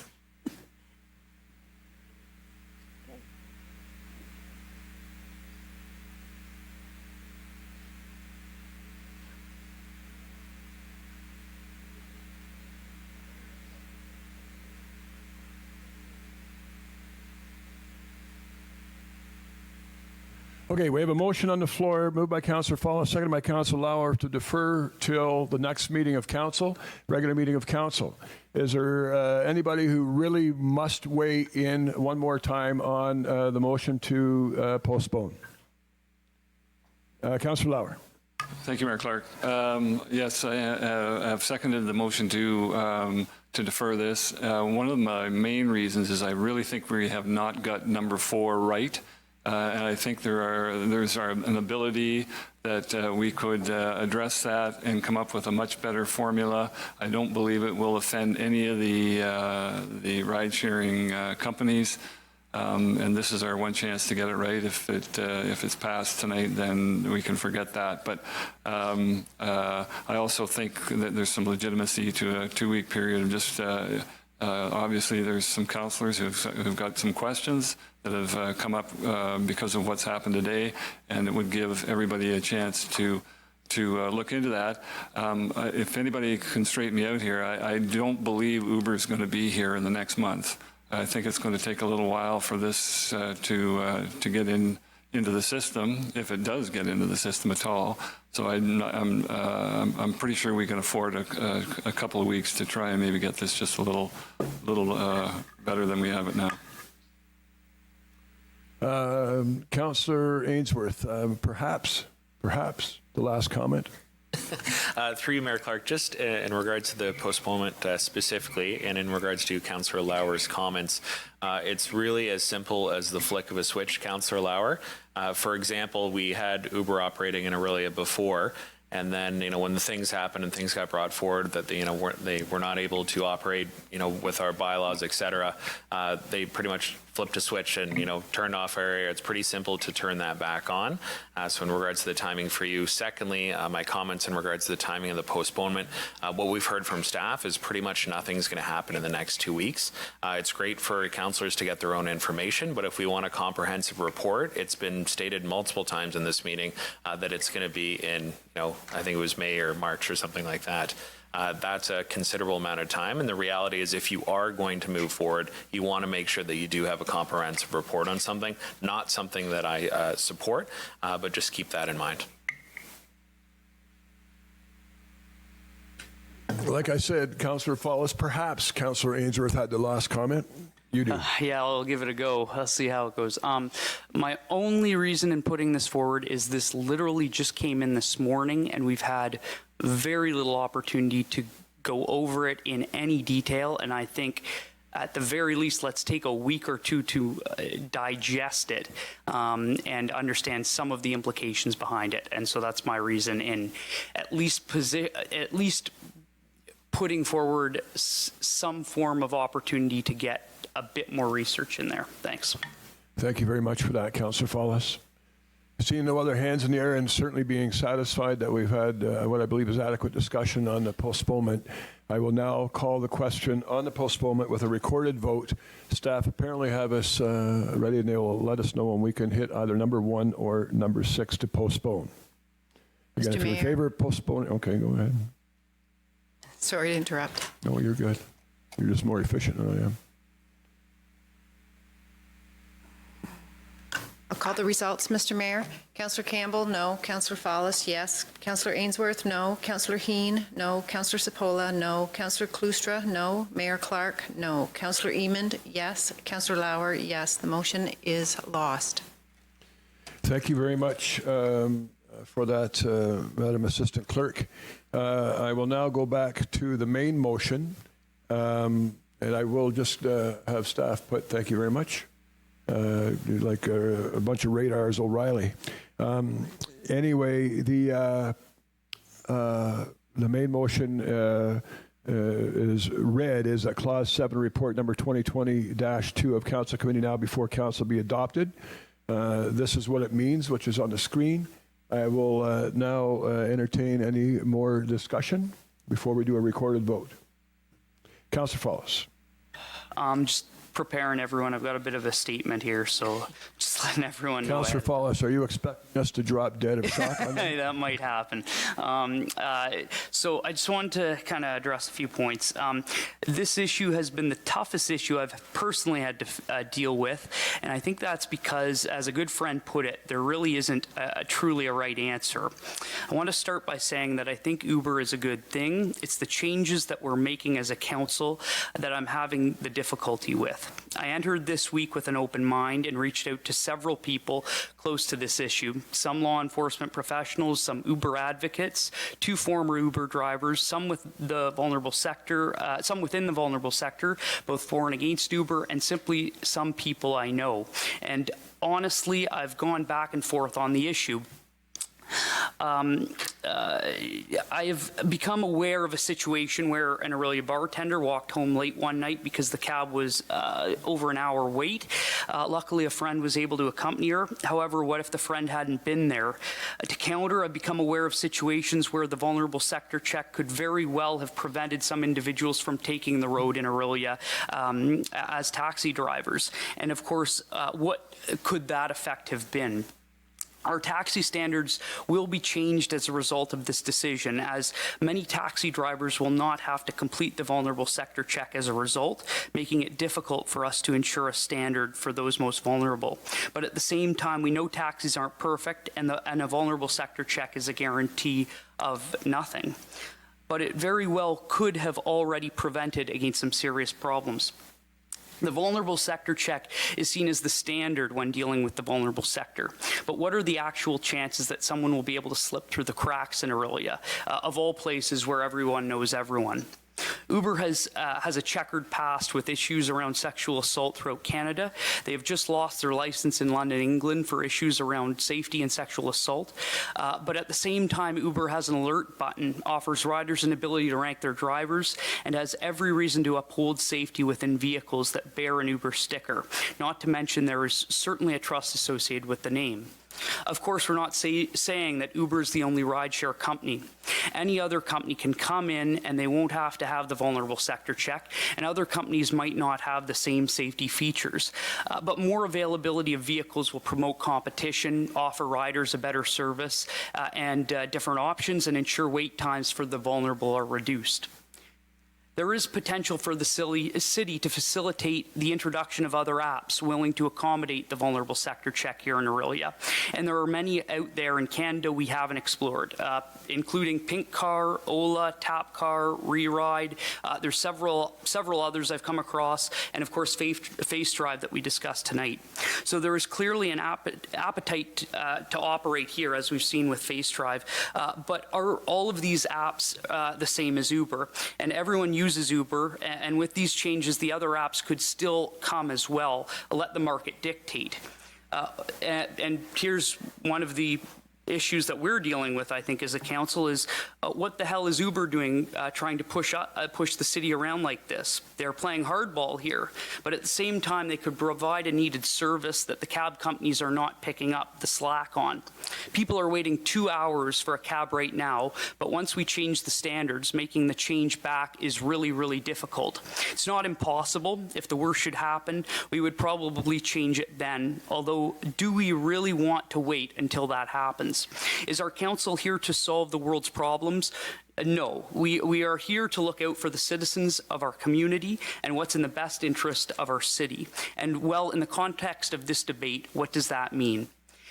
It is my job as a council member to ensure the laws are designed to protect citizens and look out for the best interests of the city. But it's not my job to be the police, to hinder progress, to restrict everything from happening. The vulnerable sector check will detect few, if any, additional individuals the criminal record check will detect. On the other hand, the number that can get through is higher than one might think, according to law enforcement, especially seeing as there can be inconsistencies with the criminal record checks that the vulnerable sector check will detect. As you can probably tell, it's been a long week for me personally, and there's been a lot of issues discussed. And I think it comes down to, as a 29-year-old waiting with my friends at the Brownstone at 2 in the morning for a cab that has not shown up in an hour, I know exactly how I want to vote. And as a Helping Hands volunteer dealing with the vulnerable sector on a weekly basis and seeing the possible ramifications of this change, I know how I want to vote too. I wish we could be having this conversation at the federal or provincial level where a uniform decision could and should be made across the board, but it's not. It's happening right here, right now. And again, it comes back to the fact that there is no right answer, and accommodating Uber is a good option. I completely understand where everyone is coming from, especially all my fellow council colleagues. But the question itself, what are the alternatives? What is the cost? What is the bylaw we are debating? And that is the only question I can come to. What are we actually deliberating on tonight? Removing the requirements of the vulnerable sector check and removing a list of some other restrictions as well. And that is something I can't commit to, especially when there are various alternatives out there. I still really hope Uber comes along with other rideshare services, but today we are voting simply on a bylaw, and I know that everyone agrees with the principles of the safety behind it, just not necessarily with the potential outcome. Thanks. Thank you very much for that impassioned statement, Councillor Follis, in all seriousness. Any further discussion? Councillor Emond? Thank you, Mayor Clark. I will be voting for this resolution, as I did last week when we recommended it from committee to council. My disappointment is in that my colleagues were not willing to postpone and investigate some new information that has come before us. I personally lament that. But we tried to create that scenario. Since we haven't, then we're back to the scenario we had a week ago. And I deemed a week ago, notwithstanding I was vocal in my concerns, as my council colleague here has been exceptionally eloquent in the last 5 minutes in raising his point of view, and I commend you, Jay, for doing that. I will support the resolution that is before us. Thank you, Councillor Emond. Any further discussion on the resolution before us, as articulated in one sentence, but capturing what's on the screen? I will now call the question. All in favor? Oh, sorry, it's a recorded vote. So we'll have staff prepare us. 1 for yes and 6 for no, when staff boss us to do it. Members may proceed to vote, please.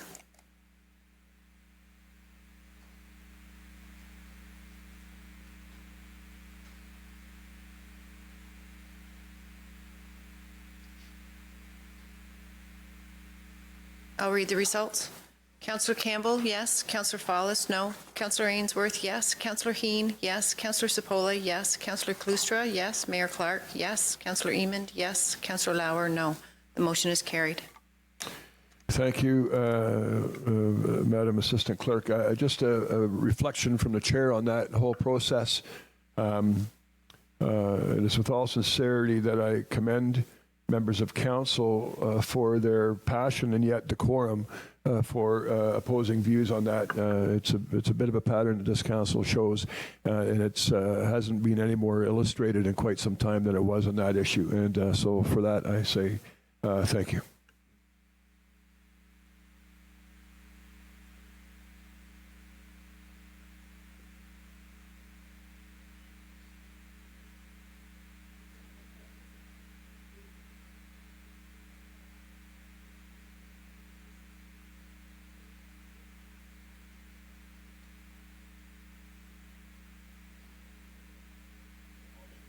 Patricia, Councillor Heen, would you please take the chair so I can go and have a protein shake or something?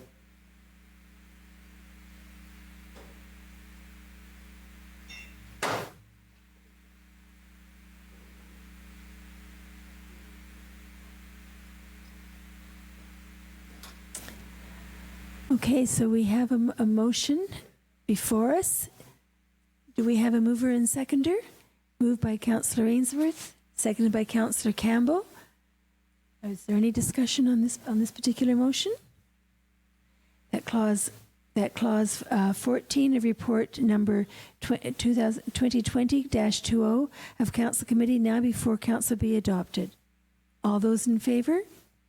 It is carried.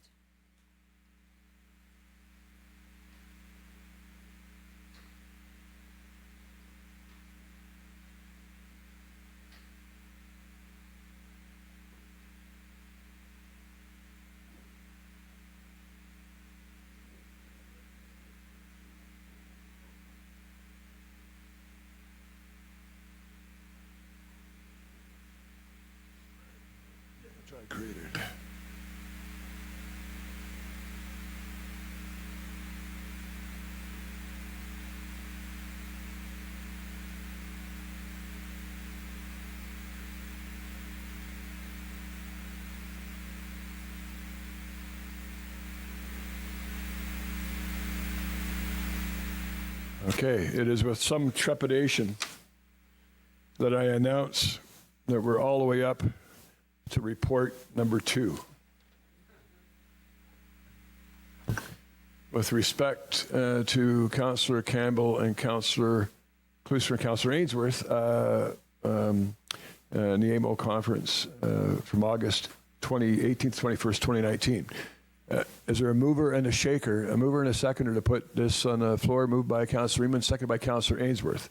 That report number MC 2002, dated February 5th, 2020, from Councillors Ainsworth, Campbell, and Cloustra regarding AMO conference held. Thank you. The AMO conference held from August 18th, 21st, 2019, be received as information. Any questions, comments? Councillor Ainsworth.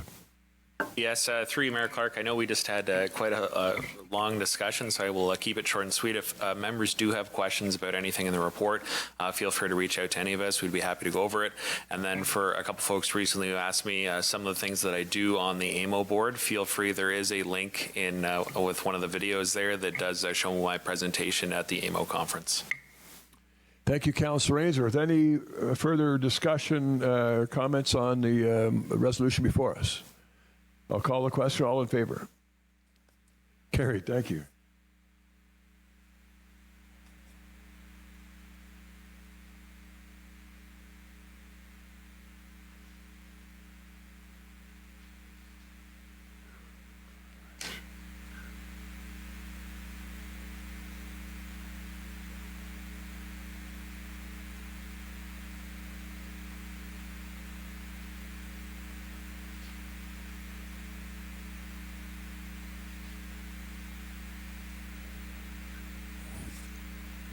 Somewhat related, report number 3 with respect to Councillor Fallis and Councillor Campbell at the Association of Municipalities of Ontario training from 2019. That is there a mover and a seconder? Put this on the floor. Thank you, Councillor Ainsworth and Councillor Cipolla. That report MC 2003 dated February 6, 2020 from Councillors Fallis and Campbell regarding the 2019 Association of Municipalities of Ontario, thank you. Training for council members held on March 22nd and March 23rd, 2019 be received as information. Any discussion? All in favor? Carried. Thank you. Thank you for your reports, gentlemen. We have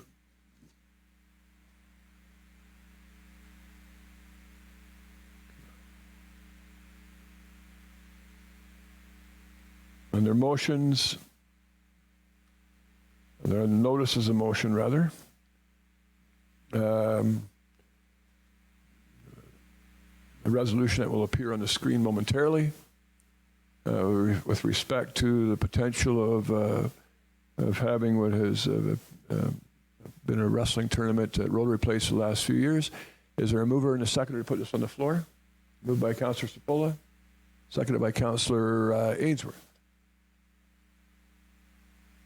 That further to the request for a grant from the Simcoe County Elementary Athletic Council to use the West Aurelia Sports Complex, a.k.a. Rotary Place, thank you, Ms. Williams, for wrestling tournaments on April 27th and 30th, 2020. The following sections of Policy 4.2.1.1 Guidelines Grants Committee be waived. Crown corporations and government agencies, for example, school boards and social services, hospitals, business improvement associations, universities, etc., sporting groups, and that a grant be approved for the Simcoe County Elementary Athletic Council in the amount of $1,240.94, and that the funds be appropriated from the Grants Committee budget. Discussion. Councillor Cipolla. Thank you, Mr. Mayor. Very quickly, does this have to come out of the Grants Committee budget, or can it come out of other the general coffers or something? Madam Treasurer. Through you, I was going to call you Madam. Through you, Mr. Mayor. It is certainly a grant, and the appropriate funding source is the Grants Committee. Thank you. Councillor Lauer. Thank you, Mayor Clark. I just had a question about process and maybe an amendment. So this is, I think, probably how many years in a row we've done this? Yeah, 4 or 5. And this council has shown complete support for this particular event. And I'm wondering if we should amend this to read not only for the year 2020, but 21 and 22, which would get us through our term and then allow the new council coming in to make a decision, thereby relieving Mr. Yeah, I always get the names twist around, from needing to reapply every year. We could take care of it, and then they could go forward with some confidence. I'm just thinking if we did change our mind at this particular time, it would come as quite a shock to that event. So I'm just wondering if council would have any appetite for that. Councillor Lauer, would you entertain maybe potentially voting through an amendment to exempt them for a longer period of time from the Grants Committee, and therefore that would be automatically referred to the Grants Committee.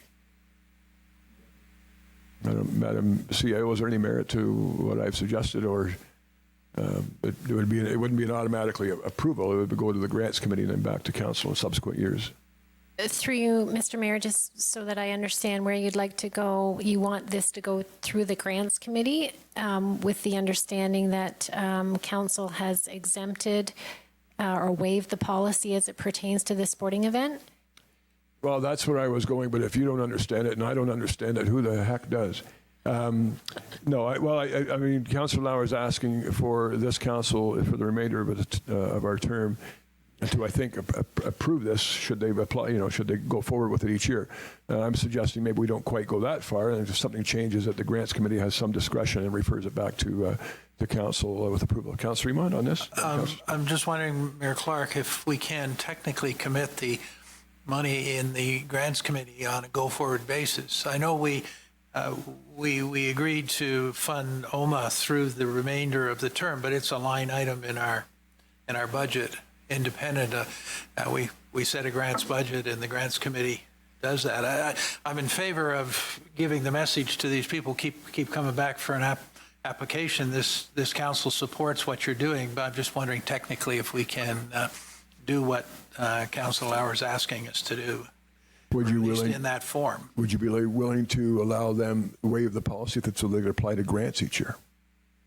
Yeah, I mean, they're applying regardless. So I mean, it'll come here from the Grants Committee for council to authorize. So I'm not. That doesn't. Okay. It's 6 of one or half a dozen the other from that point of view. And I don't think it's enough money to make it a line item in our budget to take it out and make it an independent line item. So I'm just comfortable that you deliver the message to them that we welcome them in our facility, and we encourage them to continue to rely on the city to support the program.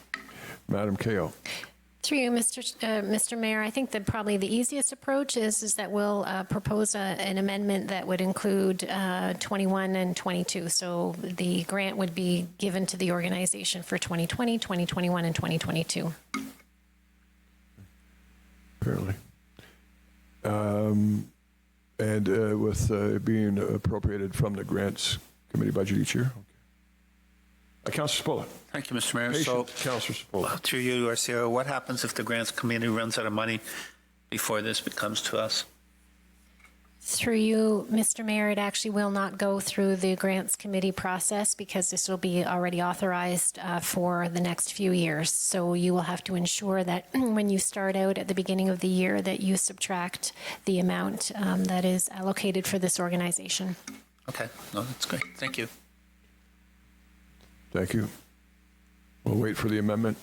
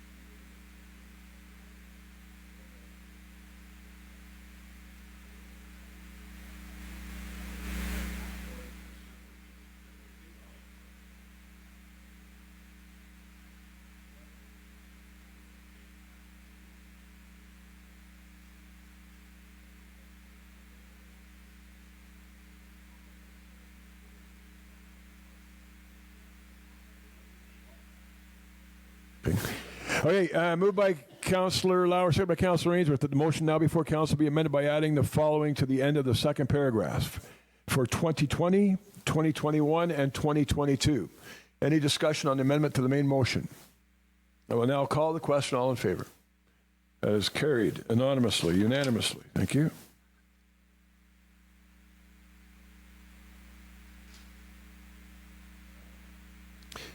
And back to the main motion. Would anybody like it reread. Any further discussion on the main motion?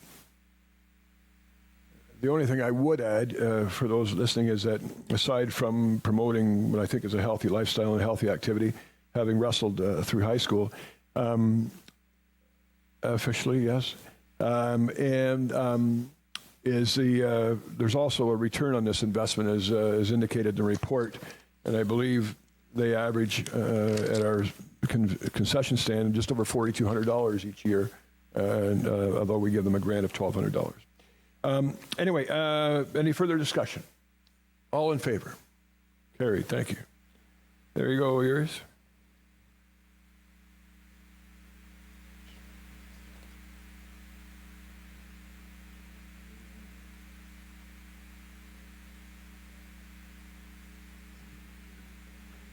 It's all banana.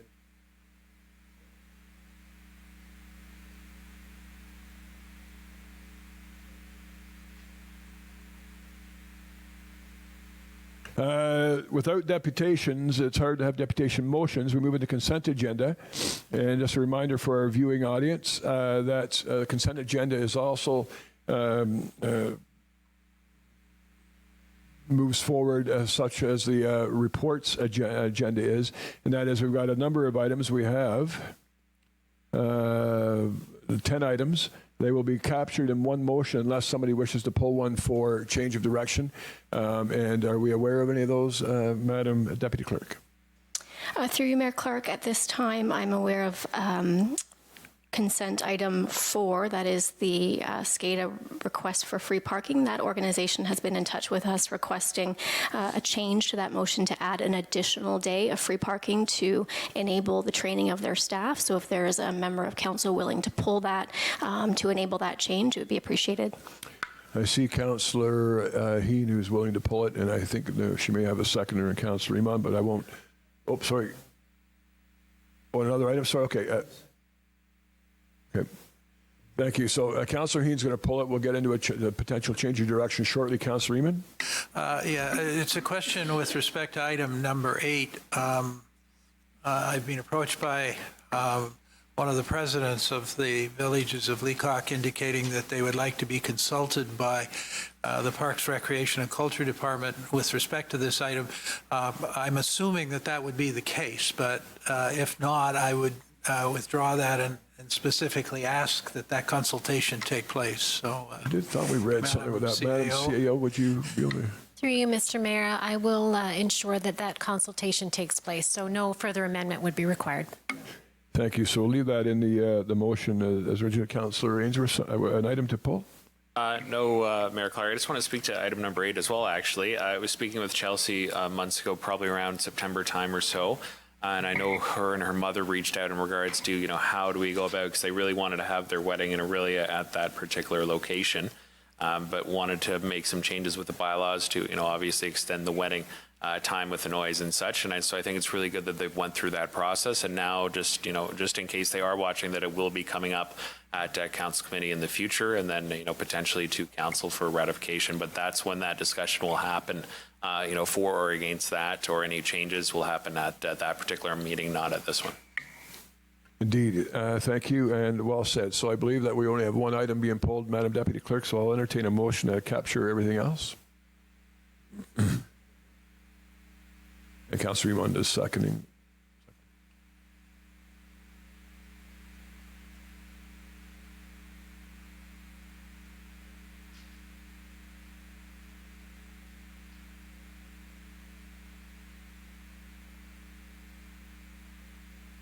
So moved by Councillor Heen, seconded by Councillor Iman.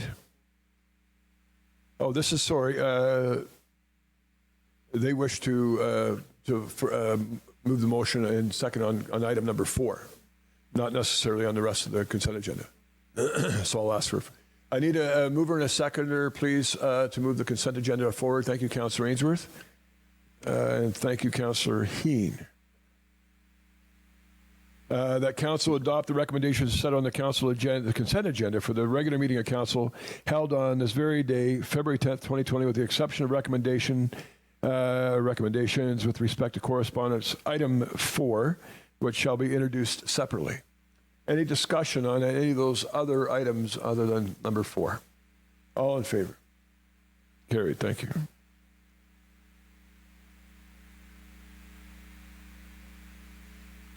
Now, moved by Councillor Heen and seconded by Councillor Emond, with respect to item number 4, that the recommendation with respect to, with respect to correspondence item 4 on the consent agenda for the regular meeting of council on February 10th, 2020, read as follows. That further to the request of the Simcoe County Alliance to End Homelessness, known as SCADA, or SCADA, and some people, Aurelia chapter in a letter dated January 27, 2020, regarding the 2020 homelessness enumeration, staff be authorized to issue parking passes for 15 parking spaces in Municipal Lot 1 to be provided at no cost for the survey volunteers on April 15th, 2020 from 12 noon to 5:30 p.m. on April 21st, 22nd, and 23rd, 2020 from 4:30 a.m. to 12 a.m. All right.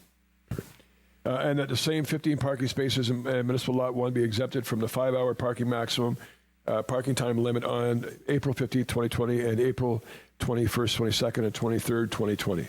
And that the parking fee will result in an estimated cost of the parking reserve of $465 in foregone revenue. Is there a proposed amendment to that particular motion? Councillor Heen. Yes, we had a note from Joyce Hurd, who wrote this letter, that they had forgotten to include the time that they were going to need to train the volunteers as well. And that will happen on April the 15th in the afternoon and in the evening.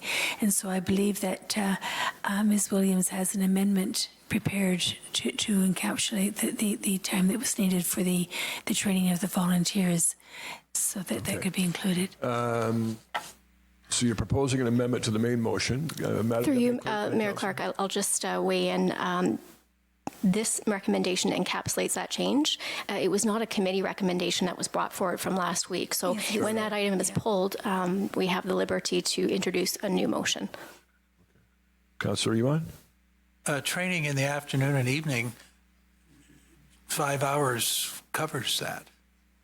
There would be no need to extend the training. You don't pay after 5:30, and if it's in the afternoon, I can't see the need for an amendment in that context. So my understanding is you've captured that in this now because it didn't come from council committee. So Councillor Iman's right that it is captured in here already. Through Mayor Clark, that's correct. The organization contacted us in advance of the meeting, and so Councillor Heen pulled that item, and we were able to change the motion, and it's before you on your screen, and it is what they require, that additional parking on April 15th. So it's the parking passes that we're issuing. That's a private. I mean, that's a monthly lot? Permit, isn't it? Through you, Mr. Mayor, no, in actual fact, lot number 1, which is behind Becker Shoes, there's the short-term parking. So they pay for 5 hours and we just don't ticket them for that? Or do we designate specific parking spaces that are reserved for that purpose for that day? Councillor Heen, you know the answer to that specific question? The thought was that the city would give us something that they could put in their dashboard, so that they could park in any spot. So they could park in any spot, right? Through you, Mr. Mayor, that is correct. What we'll do is we'll issue a special sort of permit that will define the vehicle that it is connected with this particular program, so that the enforcement officers will not take it. Indeed. Great. Thank you. Councillor Heen, final comment. There will be a number of volunteers because they'll be on different shifts. So when they're using the parking spot, they'll leave it there, then they'll hand it back in, and the next volunteer will use it. Okay. Defining that vehicle as well.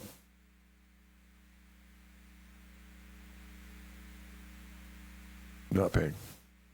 Okay, any further discussion on the motion before you? All in favor? Carried. Thank you.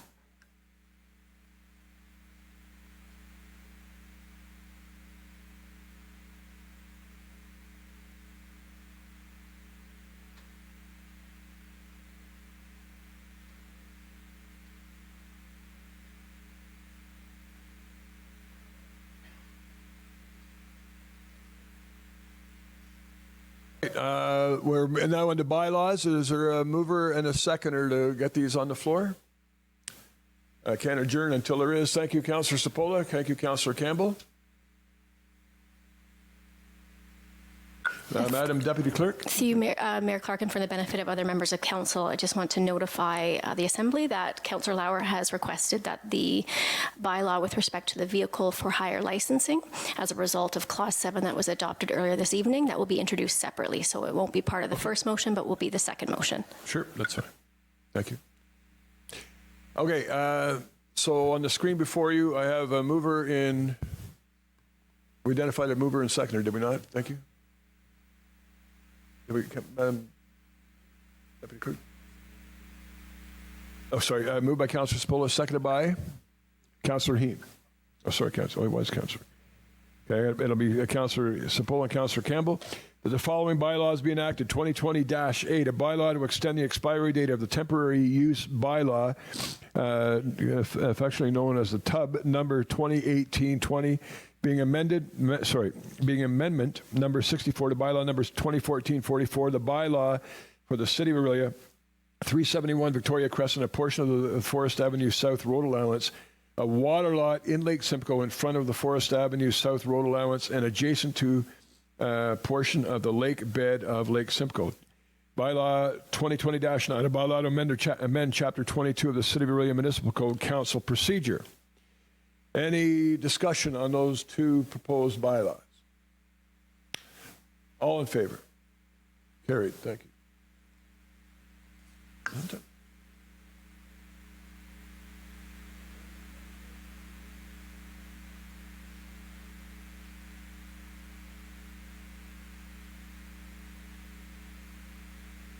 As requested by Councillor Lauer, this item has been pulled for second individual contemplation. Is there a mover and a seconder to put this on the floor? Moved by Councillor Ainsworth, seconded by Councillor Heen. The bylaw number 2020-10, a bylaw to repeal and replace Chapter 725 of the City of Orillia Municipal Code, Vehicle for Hire Licensing Act. Thank you, Ms. Williams. And this bylaw repeals and replaces Chapter 725 to remove the requirement for a vulnerable sector screening certificate, add an offense prohibiting a transportation network company driver or taxi cab driver from providing transportation services to unaccompanied persons under 18 years of age without first having obtained and provided a vulnerable sector screening certificate, reduce the existing business license fees for transportation network companies and taxi cab companies by 20%, remove the requirement preventing a transportation network company driver or taxi cab driver from providing transportation services if convicted of specific Highway Traffic Act offenses set out in Schedule B of Chapter 725, and remove the requirement for a safety standard certificate to be submitted to a transportation network company biannually for vehicles that exceed 40,000 kilometers in the prior year, as recommended by Council Committee. And I have a request for a recorded vote, so staff, if you would be so kind to set us up for that, but I will entertain a discussion on that if there is any further.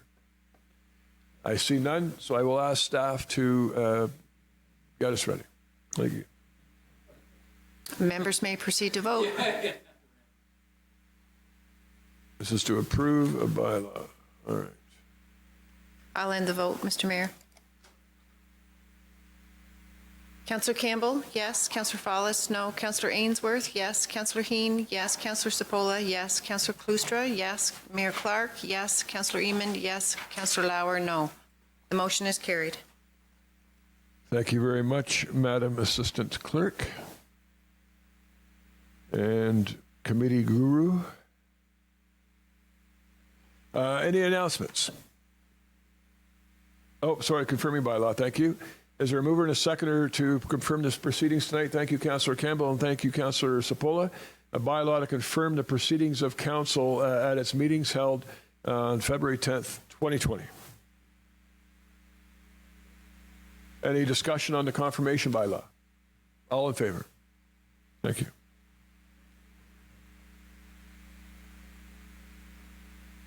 Now I will ask if there are any announcements. Madam CAO, you have any announcements? No? Okay. We haven't made very many since we've come to council. Seeing no announcement, Councillor Iman? Mayor Clark, my only point would be that I am continually pleading from the Winter Games folks for additional volunteers. So I would make that point. We don't meet again until just before the games begin. So I think this is a good time for those who are in our audience who haven't yet stepped forward and are contemplating doing that. Please go on the website and sign up. It will be a wonderful weekend in Orillia and a great celebration for our youth and for our community. Thank you, Councillor Iman. If I might just jump in on that. It's vital that we have the volunteers. Last year was such an amazing story where I believe they put a request out for, I don't remember if it was 500 or 600 volunteers, and we had 800 show up. Truly a testament to why we won the Cooperative Communities Award a couple of years ago for being caring, giving, and philanthropic. Certainly with over 3,500 athletes coming to town, plus their coaches and their support people and their families. It's an amazing weekend. And one thing, as I tried to get around and catch as many events as I could, I think I hit 19 out of about 25. And they're in various facilities throughout Orillia and certainly various municipalities in and around Orillia. And what I saw everywhere I went were friendly, familiar faces from Orillia that were out there being great ambassadors. So the degree that we can replicate that and give value to those games will certainly put us on the map. So I would encourage you to go on the website and submit your name. Thank you. Any further announcements? I believe it's open public forum time. Shona or Nancy, let's go. All right, with that being said, I have to open up a adjournment.